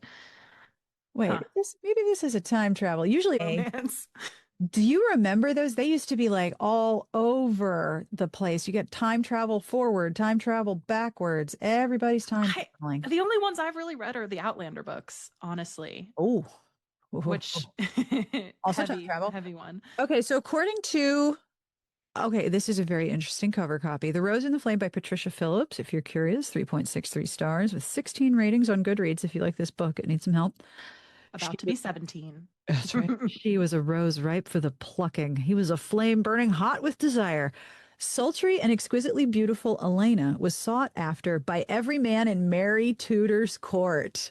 Mary Tudor. Yeah, here we go. But golden as the sun, Luis de los Santos had given her a taste of ecstasy in his strong arms. They're driven apart by pride.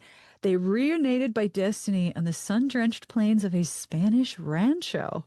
Okay, I love this because historically speaking, that's very compelling. The intersection between Mary Tudor, if we're talking about Mary, like Bloody Mary, who Mm-hmm. married the King of Spain, and the meeting Mm-hmm. of those worlds, I would read that book if it wasn't a romance novel.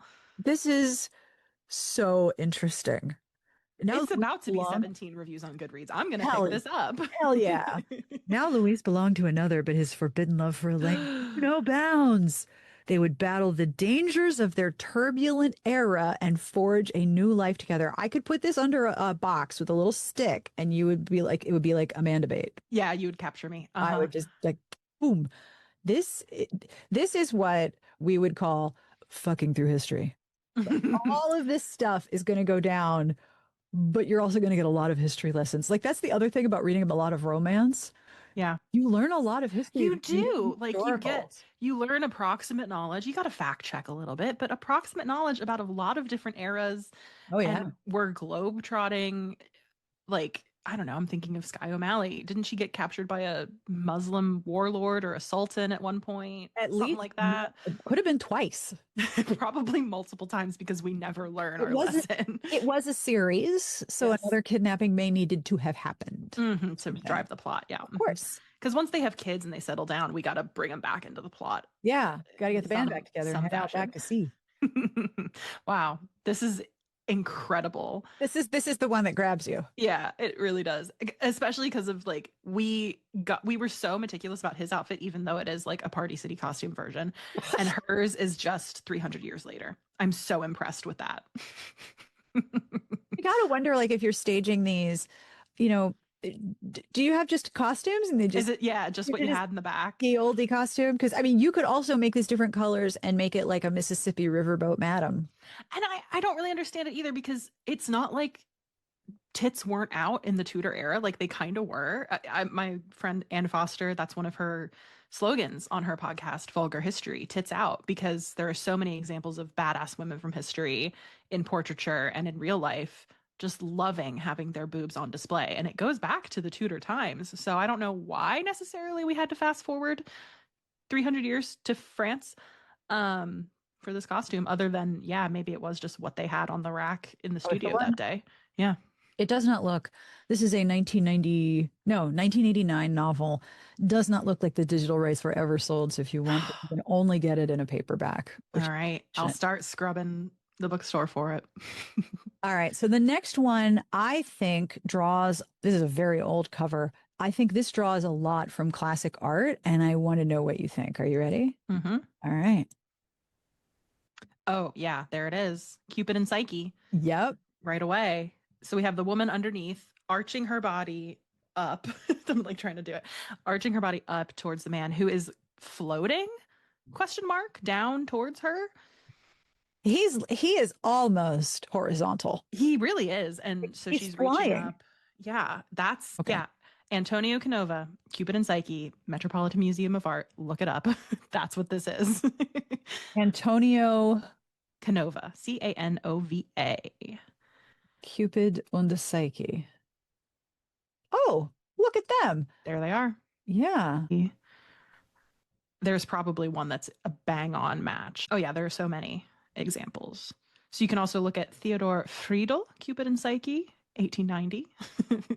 Let's see. I'm just like doing a Google search. And then, yes, Psyche Revived by Cupid's Kiss by Canova. It's the arm. It's the outstretched, rounded arm. It's the arm reaching up. Yep. In a big curve, and the way that he is looking down at her, and she's looking slightly away. Mm-hmm. Yep. Yeah. This is very Cupid and Psyche. It's also a little Michelangelo with all the drapey. Yeah, and I was thinking like even something like the creation of man. Oh, yes. God touching Adam's finger almost, but like not quite. We're almost there, but we're not touching. Like her hand is hovering. Wow. What can you say? It's very highbrow. This really gets the job done, doesn't it? Yeah, I'm intrigued. The other thing that jumps out about this is the light. This is a very dark. Gorgeous. It's gorgeous, but this is a dark cover. Yeah.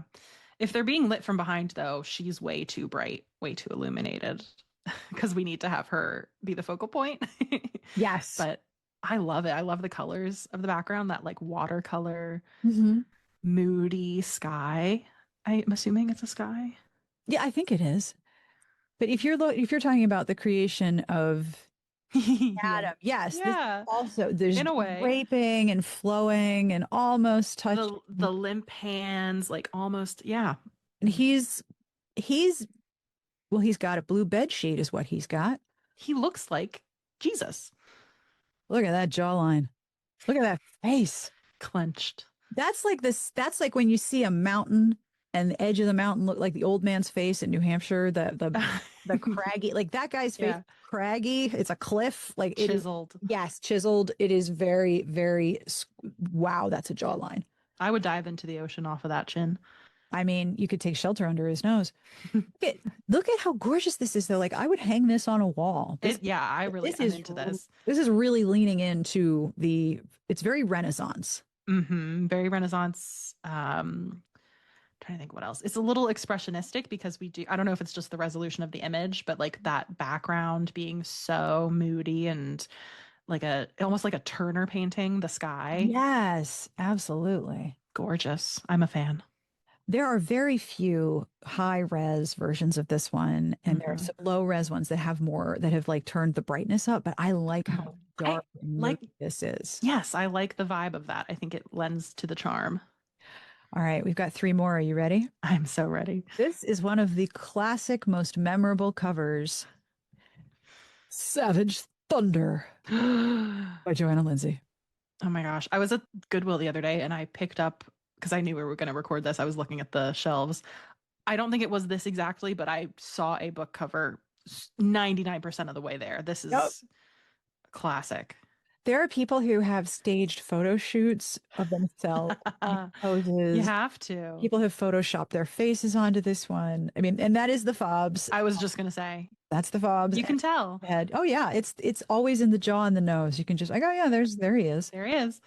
I love it. Okay, so we have moccasin boots, a fringed leather vest on him. Oh, yeah. So did he take his shirt off and then put the vest back on? Oh, he's so manly. He doesn't need a shirt.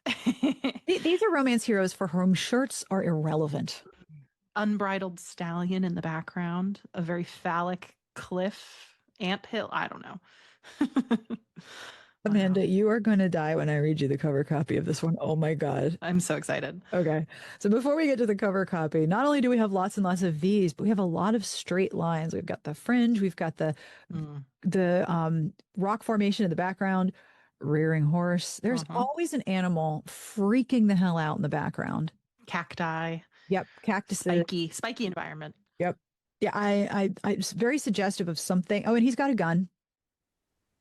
Oh, he's got a gun. There it is. And the back of her shirt is, of course, that deep V. Yep. All right. You're not ready for the cover copy here? Au contraire, I am more than ready. Newly widowed after a shockingly brief marriage to an elderly British lord. Okay. Jocelyn Fleming still aches with the pain. Jocelyn Fleming, who aches with the pain of unexplored desire. Now her restless heart is leading her far from the protective bosom of polite London society to the perilous beauty of the American West and to Colt Thunder. Colt Thunder. That's his name. Did his mom give him that name? I bet she did. She knew what was going to happen. This baby looks like Fabio. He's going to grow up to be a romance novel cover hero. He has rectangular pecs. Like they're square. They look like loaves of bread. He's a Lego. He's made a Lego, this guy. Recklessly exciting, but dangerously unpredictable. Colt is a loner. Oh, God, whose Cheyenne blood burns hotter than the blistering Arizona sun. Oh, boy, it's a quote-unquote Indian romance. Oh. Jocelyn's wealth and title mean nothing to this stranger whose passion rules his actions and his heart. Side note, that's not a great choice for a partner, someone who's unable to control their emotions and have regulation. You kind of need that. But I need to know why she needs to go to the American West if she has a title and is widowed by a wealthy English lord. Like, literally, I want the setup. To quote novelist Alicia Rye, in that setting, dick is plentiful and of low value. That's true. This is true. But neither the wild desert stallion nor the untouched English rose can deny their irresistible attraction. Oh my gosh.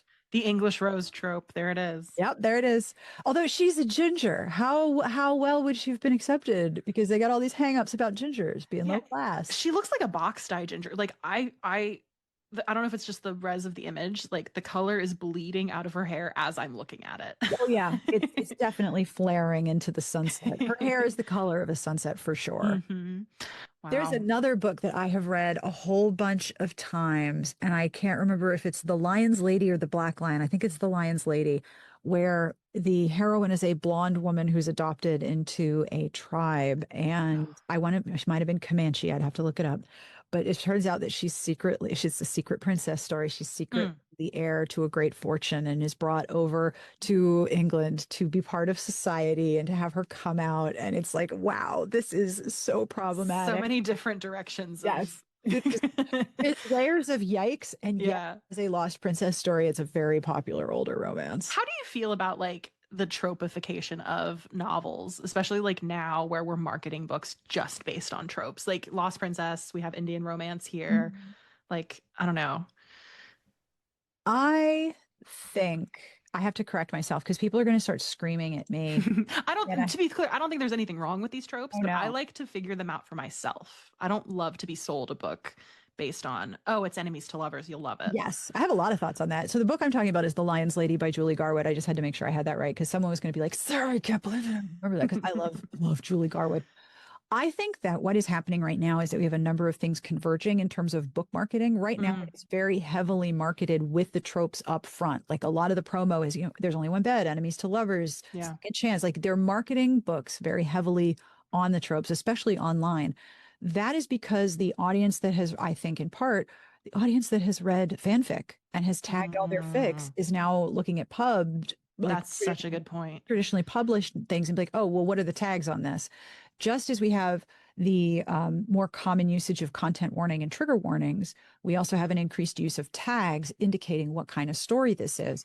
And it's useful because BISAC codes are not very specific. Like I could be talking about contemporary romance and you could be talking about contemporary romance, but when it's two different things. Right. You could be meaning like a dark mafia romance, sex trafficking. And I'm talking about something really very, wholesome and on the coast with some roses and some geraniums on the cover, maybe a rocking chair or an Adirondack chair. There's a period when they all had Adirondack chairs. Yes.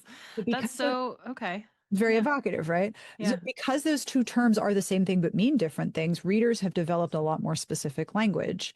And part of that is tags and part of that is nicknames. And, we call this old school romance because it's very different from what's being published now. Like you could go back and read these and I can give you all of the warnings, but you just have to be prepared that this is going to be holistically different from what you read right now because the genre's changed.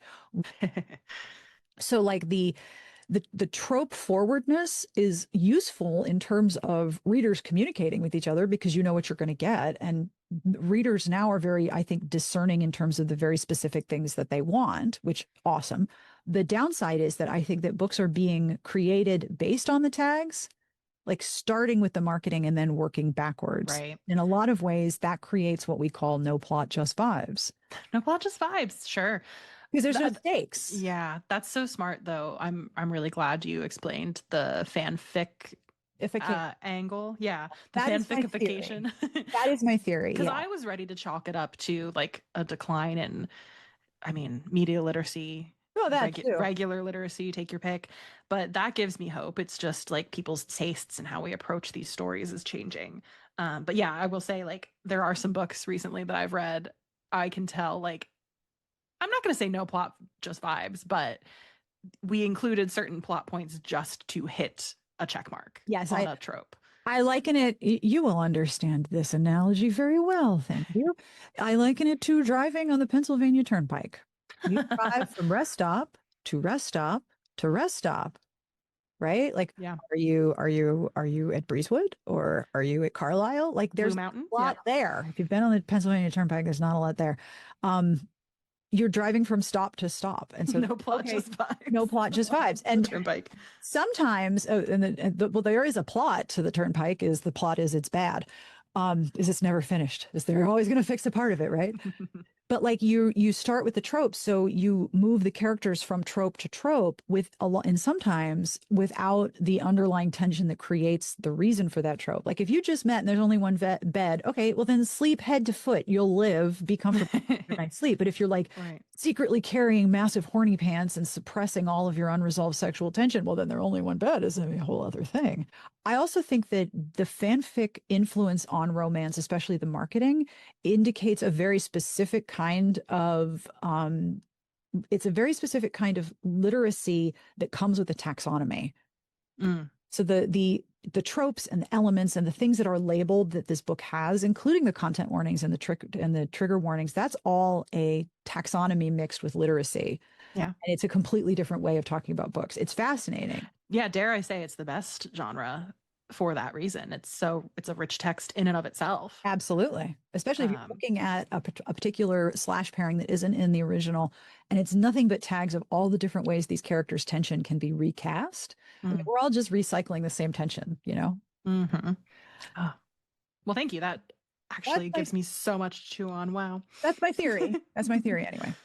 So I got two more, and we'll end with my favorite. This is another Joanna Lindsey. Joanna Lindsey had the greatest covers, I think, early covers. I think this is the same guy as A Rose in Winter. Maybe they increased his chin. He got a haircut. Yeah. I have to tilt my head all the way to the side to check out that guy's face, but he's very craggy. It was all the same model. I can find his name. This is the one where he is butt naked. And he is basically thrusting his naked man parts betwixt her bosoms. Like he is straight up humping her sternum. As you do. As you do. So what do you see? What do I see? Whew, tan lines once again. She's a little bit tied up in her flowing garments, I will say, which I don't know if that's a plot point.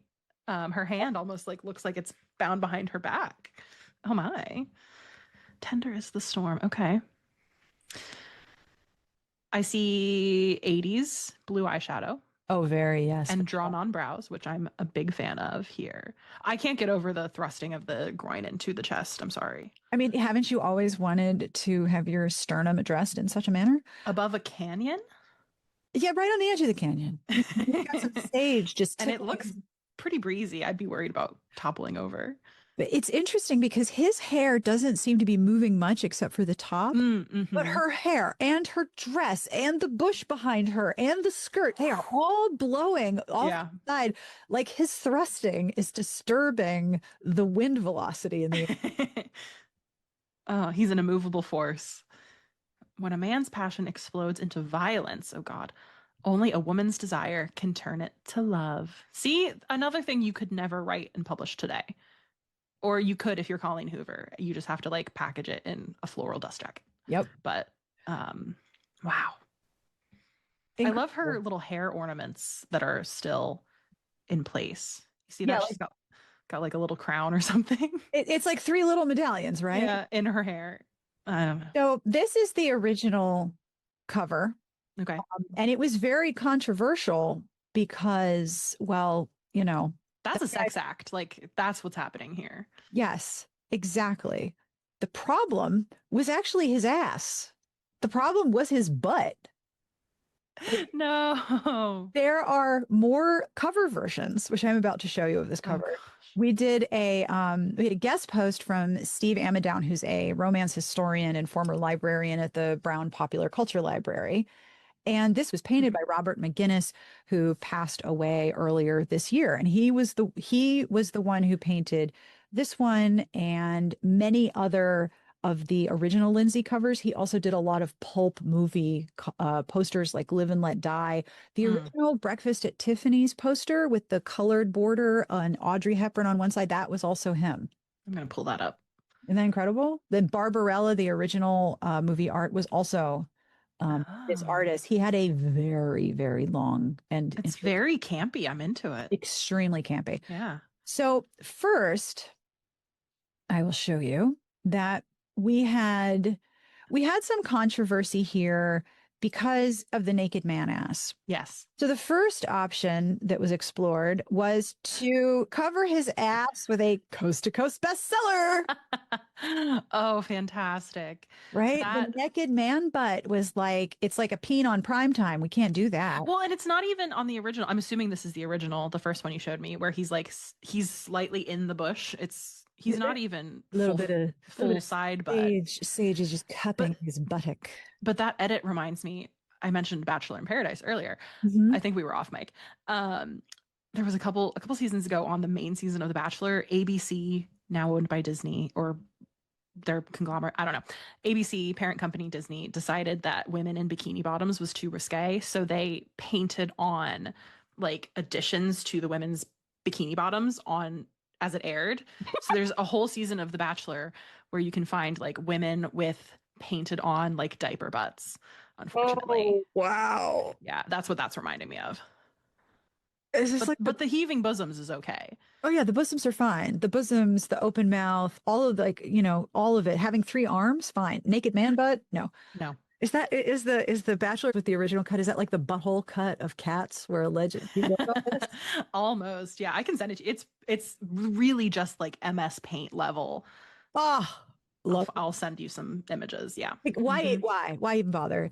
I think there are so many parallels to now and in the heyday of the Hays Code and the way that our media is being restricted and our culture is being limited in what we see, similar to regressing. Yeah. Yeah, we're regressing. We're going to just be like, hey, I have this great idea. This is code. It's the Hays Code. We should bring it back. Like that's next. Mm-hmm.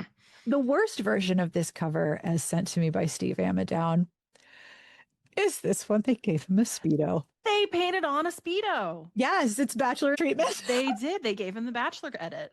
Yep. Wow. Incredible, right? That's really good. Very period accurate, I will say. Yes, ye oldie banana hammock. Very prevalent in the 80s, in the 1880s in the West, yes. Oh, and if you look, they went along the shadow. Yeah, they just went with the shadow of his hip and painted it. Isn't that incredible? So now it's okay. Yeah, now it's fine. But the idea of naked man buttocks was just like startling. Well, listen, I went to school in Elizabethtown, Pennsylvania, and I remember when we read Romeo and Juliet and we watched the 1968 movie, which boobies in that. Boobies. The problem that parents had with it was not the boobies. It was the actor who looked like Zac Efron showing butt was the reason they wanted us to not watch that movie. The boobies were fine, even though the actress was underage, I believe. Yep.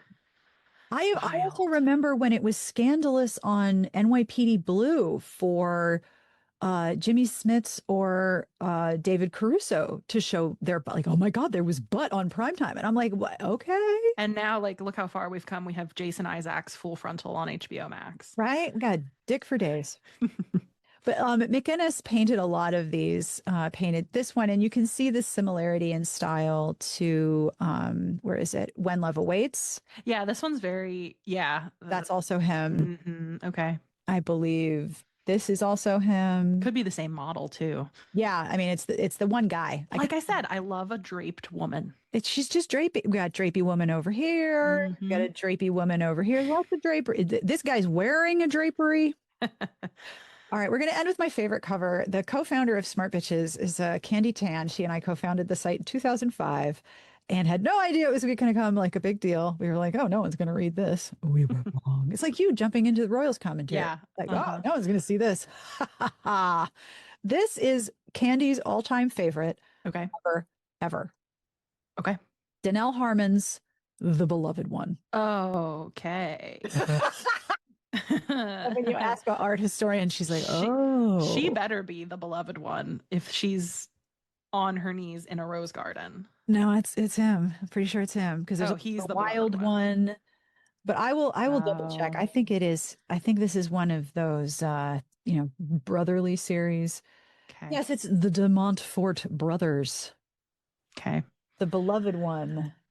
That's Englishman wounded in battle. Englishman Charles de Montfort. This takes place in the 1770s, 1780s. Sure. Why not? Yep. Yep. Wow. I think this is a revolutionary, maybe. Either way. Oh. Yeah. Not with that color dress. It's no, not. definitely not. And those pleats on that sleeve. Okay, sorry, I got to get past the fashion history. You know what? You can bring in the fashion history because I've got questions about the pleated sleeve on her dress there. Like I what? like it. I'm into it, but I have questions on placement in the world if this is 1770s. Well, we had that one where he was in the 1400s and she was in the 1700s. I mean, we can make this work. You're right. We've got people having sex with blue aliens. We can make a little time travel work now.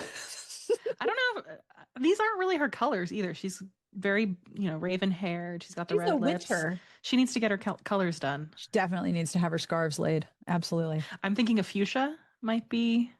There's only a tiny little bit of fuchsia on this cover. I think we need more fuchsia. She needs more fuchsia. I do love that color, but I think fuchsia would have made her features pop more. Wow.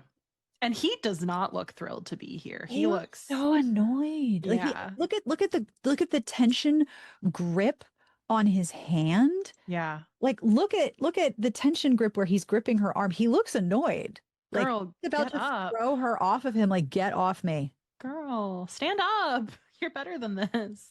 So that's Amy Layton. She is a desperate plight, and his heart is profoundly moved by this plight, but the noble British lord is already taken.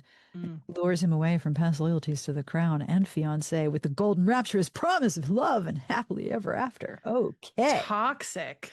Yeah, Amy's long prayed for someone to enter her life who would take her away from the drudgery imposed upon her by her cruel, unloving stepfamily. So she's dark-haired Cinderella.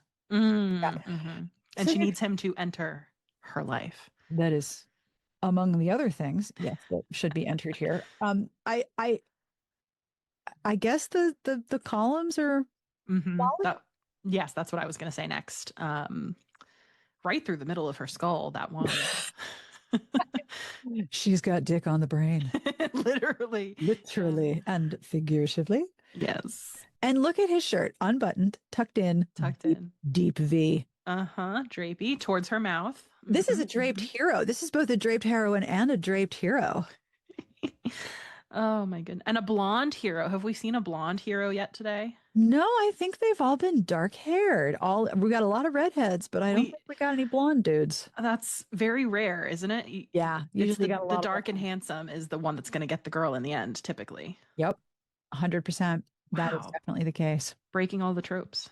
And she's in a submissive position. Very much so. He is literally looking down his nose at her. Sneering, I would say. And it's a little suggestive. Quite.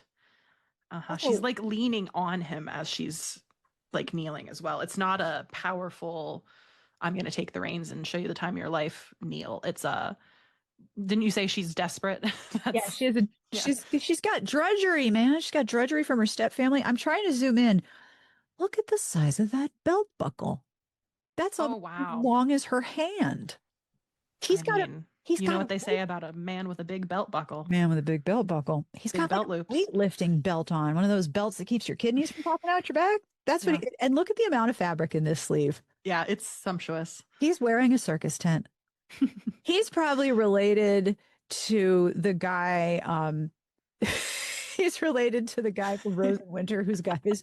You know how like the secret to the universe is that you got to have your towel. These guys got to have their drapery. Yeah. These people just need they just need their drapery. I'm upset it's not giving Mr. Darcy like straight out of the pond drapery. Right? I need to see some nipple through that white shirt. There's hardly any nipple shadow. And if he was wet, it would definitely improve things. Wow. Yeah. Compositionally, not the strongest that we've looked at today, but there's a story being told here. Yes, for sure. This is a cover where there's almost as much background as there is person. Like in most of these, and it's in focus too, which you don't always see. Everything is relevant apparently, and they are less than half. The couple is less than half of the total real estate. But he's very erect. He is erect. The poles are erect. Everything the pillars. is erect. Yeah. I wonder what that means. Do you wonder what that means? Erect, but not happy about it. No, not happy about it. So those are the covers. Thank you so much for taking this journey with me. I hope that was a journey. Much like on The Bachelor. Can you tell I love The Bachelor? We can't describe the process as a process, we have to call it a journey. Yes, it's a journey. Unless you're on Love is Blind, then it's an experiment. I have not ventured over to Love is Blind purely for the time commitment. Isn't it on 6 days a week, 5 days a week? I had to watch the entire second season for a podcast that I was on. I had a podcast with Alicia Rye called Love Struck Daily. It was like 10-minute, like happy love story. Daily. Did an episode of about Love is Blind, and she made me watch it. I am not a reality show person. My secondhand embarrassment is way too strong. Sure. But it was really something. Yeah. And that's why I love Bachelor, because it's like the OG and Bachelor in Paradise. Again, they're microcosms of what's happening on a larger scale with dating and gender politics. That's why I love them. Yeah, for sure. And if The Bachelor keeps going on hiatus, I might transition to a different show eventually. But for now, they are keeping me fed. I mean, there's enough seasons. I did send you The Bachelor painted on butts to your email. Thank you. I appreciate that. I will add that to the show notes. So what were your impressions of all of these covers? Did it make the art history part of your brain go, ooh? It scratched an itch for sure. The color compositions I'm really into, because the fuchsia, of course, but I love the color combos we come up with when we're diverting from the fuchsia. I like a yellow dress, I've learned on these covers. That really pops. And yeah, my my penchant for a drapey woman stands. Listen, if you like drapey women, old school romance will keep you fed. Yep. A lot of it. I need to start buying these paperback romances again. So I do the events for the Midtown Scholar Bookstore in Harrisburg. Do you know we do not have a romance section because the book buyers and the managers are all men? No. And they don't see the need. So since I've come on, I think I've been there for about 4 years, going on 4 years now. We've started participating in Bookstore Romance Day. Yay! And doing pop-ups of romance tables and tropified a little bit of our sections for some of those. But next on my list is a dedicated romance section, because right now it's just they go into fiction. Well, if money is what speaks to them, you can tell them that in the past few years, more than 100 romance-only bookstores have opened. Yes, and we've talked about it, and we had Julia Quinn a couple of years ago. I got to interview her. That was a highlight of my life. And we talked about, it's the biggest like seller of the publishing industry. It's what's keeping more academic pursuits afloat, because romance readers will always buy books. So that's my next crusade, is a dedicated section. If you need me to file like an amicus brief about this, that's things to say. Yeah. But like, it's money. It's money. And also the other thing about bookstores that's so interesting to me is that they are becoming destinations that have their own aesthetic, where you want to take pictures of it and of yourself in it. It is itself a set. Like, we all have a set in our houses. That's what we do best. I don't know if you've ever been to the Scholar. I have not. It's so gorgeous. It's in an old department store movie theater that we've converted. Well, not we, 20 years ago, they converted it. It is a destination. We were Publishers Weekly's Bookstore of the Year in 2023. That's so cool. I purely think because of the vibes. And we host the Harrisburg Book Festival every year. So we just announced our 2025 lineup. And we do a poster every year. We commission a poster from an artist. And this is the first year, like, I think we've really nailed the vibe, because people are asking for t-shirts and they're asking to take home the poster. And I'm like, oh, I'll have to see if we can license this. Merch. Yeah, get on the merch train. So, but yeah, I love a bookstore as a destination. My favorite thing to do when I'm in the bookstore is sit and listen to all of the first dates that I can tell are happening. And it's usually a man showing a woman around. And the cringiest part of it for me is always, if they know our store, if they've been in before, we have an early edition of Mein Kampf by Hitler. Oh, this is not your, no. God. It was published here in Pennsylvania, and Hitler actually sued the publishing house for copyright. So there's not very many of them left, and we have it in like a glass case. But like, men come down to show their dates this book, and they don't know that story, and they're just like, look, Hitler. So if you do make the bookstore your destination, maybe read up on the history of that book before you show it to your date. I am entirely made of cringe at this point. Sorry, you did say you have secondhand embarrassment. I'm so sorry. Bro, like, guys, What are you trying to say here? What's the point? Yeah. Do they get a second date? Is it a litmus test? I don't know. Yeah, because it's really fun because our little area, I'm only in there like one day a week at this point. Our area where we have our office space set up, it's just behind some very tall bookshelves. So people don't know that we're there, but we can hear everything that's going on. And the dates are my favorite part to listen in on. Honestly, like Bookstore dates. there are Facebook groups and private chat threads of people just like, I want to date on this guy. Here's what happened. Like this is what was it during 2020? Like West Elm Jeff or somebody went West Elm Lance. I forget his guy's name. But he was the guy from West Elm, and all these women were like, "Oh my God, we're all dating the same bro." Do you think that there's like a group chat or a Facebook group? Like, did you go on a guy that showed you a first edition of Mein Kampf? And all they're like, "Oh my God, yes." What? There's gotta be. There has to be. I think there's an "Are we dating the same guy?" like Central PA. So yep. Yeah. Just go to that group and search Mein Kampf and see what happens. Because I wouldn't give somebody a second date if they were all excited to show me like a first edition of that. Yeah, I would get the ick immediately. If you were bringing me to show me the Speedo painted on backside of that, sign me up. I will go on a second date. Yeah, I mean, I'm married. I'm not dating anybody, but like seriously, I would be in. Take notes, fellas. That's right. I always ask this question. Please. What books are you reading that you might want to tell people about? So, gosh, what am I reading? I'm trying to get through the second of the new Nora Roberts series. The Inheritance, I think, was the first one. Yeah. And the second book came out, I think, last year. The third one, I need to get to the third one. It's coming out this fall. The second book has bad middle book syndrome. You know what? That happens a lot, though. Yeah, and it could have been a duology, but I think her publishers probably made it into a trilogy for is a trilogy kind of girl. Purchase, right? So, but the plot is great, and it's. Have you read this one? I read The Inheritance. Creepy bride, ghost bride, yes. Creepy ass. Big manor that she inherits from a long lost relative. I'm very into it, but the middle book, they're kind of just planning a party for most of it to open the house to the community and piss off the ghost. Piss off ghost. I'm slogging through it. I want to get to the third one, which is my motivation. So the plot's great in the first one. The middle one, I think you can skim. But I will also say I'm also rereading the Emily Wilde's the Emily Wilde's Encyclopedia of Fairies. And the third one of that also just came out. They're my like comfort books. I love those books. Compendium of Lost Tales. That's the last one. So I'm rereading the new one. They're so delightful. And they're so good in audio. Yes, that's how I am listening to them right now. They're so good in audio. The voice actress is very, very good. The thing about Nora's trilogy is there have been a few where I have loved book 2 and could take or leave book 1 and book 2. And there are books where I had nothing to say about book 2 and I was jonesing for book 3. That's me right now. I know where this is going. I know book 2 is just going to be more exposition. Give me book 3 right now. I will go feral for it as soon as I finish book 2. Yep. And you get arcs, right? Like you get NetGalley links and stuff? Sometimes, yeah. I haven't gotten any Nora ones yet. Is there an arc for the third one right now?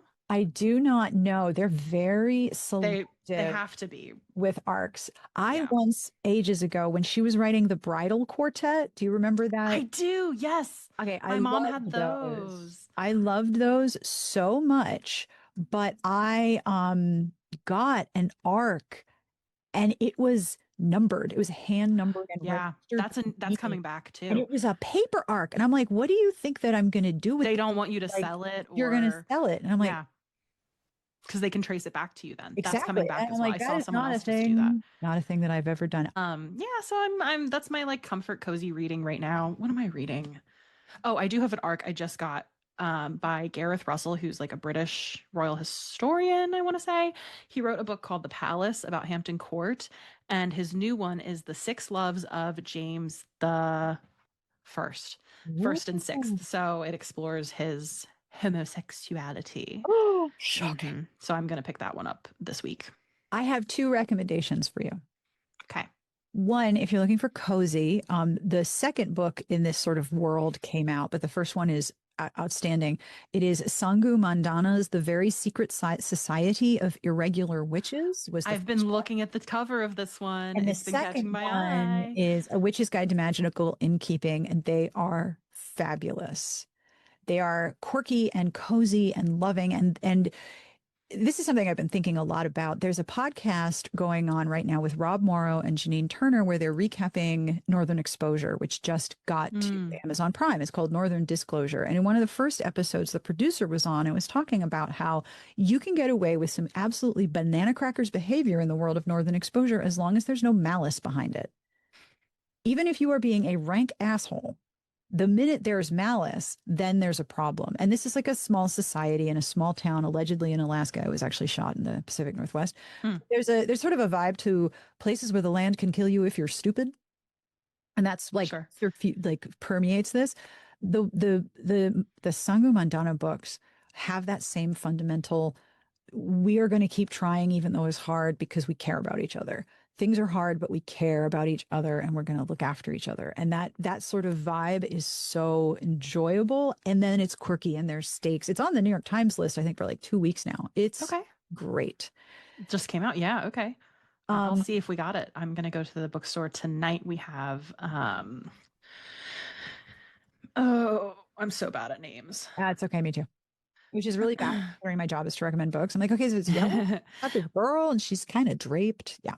The Okay, we have Katie Yee tonight. Maggie, or oh, a man and a woman walk into a bar. She's coming into the bookstore. So I will look out for the Sanju Mandana books while I'm there. there's Okay. a documentary series called Windsor: A Royal Year. It is 4 seasons at Windsor Castle. Okay. If you find it on YouTube, the resolution and the fashions are going to be mwah. But they show you what's going on at Windsor Castle, spring, summer, fall, and winter. What are the people who work there doing? There's one where they get ready for a state banquet and you watch them measure where Mm. utensils go. My favorite is the royal clock watcher or the clock keeper. He has to go through the whole goddamn place and change the clocks back manually Oh at my daylight gosh. savings and daylight standard. And at one point, he's on camera with the camera So many clocks. and he gets lost. I don't know where I am. Oh my We'll figure it God. out. I mean, we'll find a door eventually. And you can hear the camera people being like, we're fucking lost in this castle.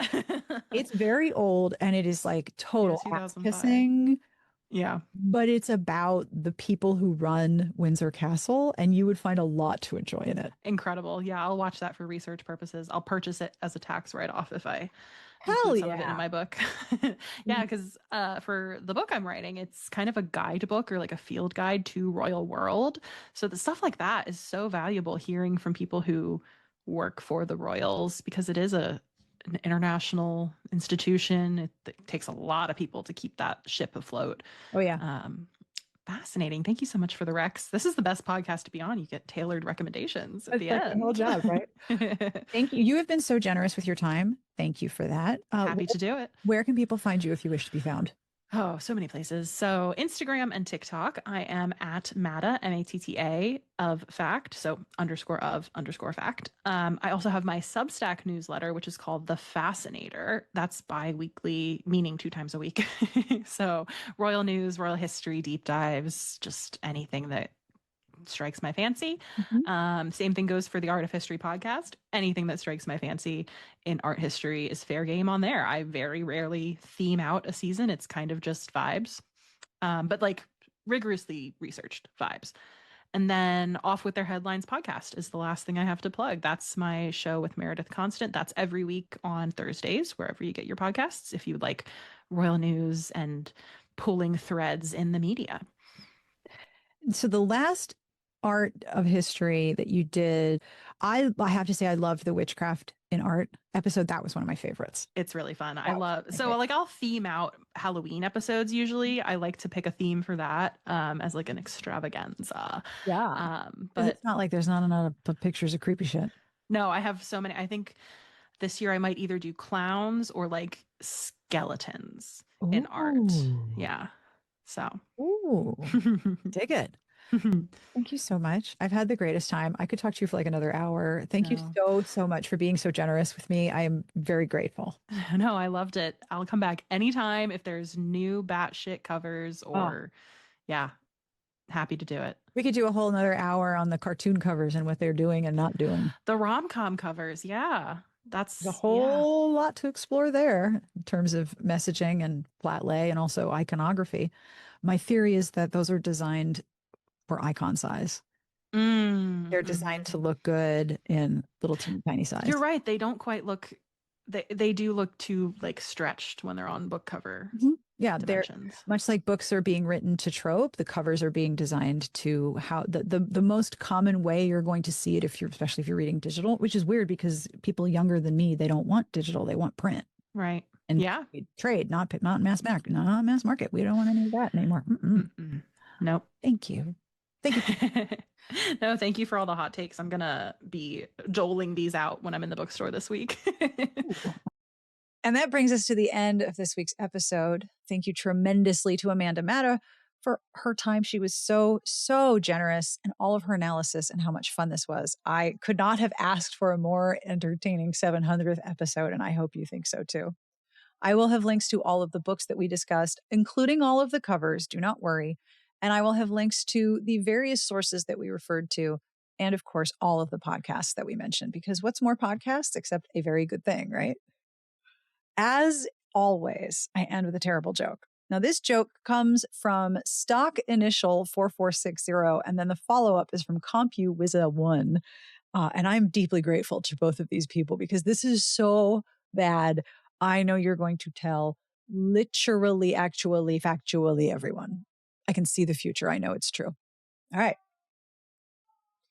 Did you hear about the baker who has red hair? Yeah, baker who has red hair. He was a gingerbread man. And listen, it is really hard to buy bread from him because no one can catch him. It's so bad. I love it so much. Like literally, this is what it looks like when I tell jokes into the microphone. I am deeply, deeply amused and having a very good time. He's a gingerbread man.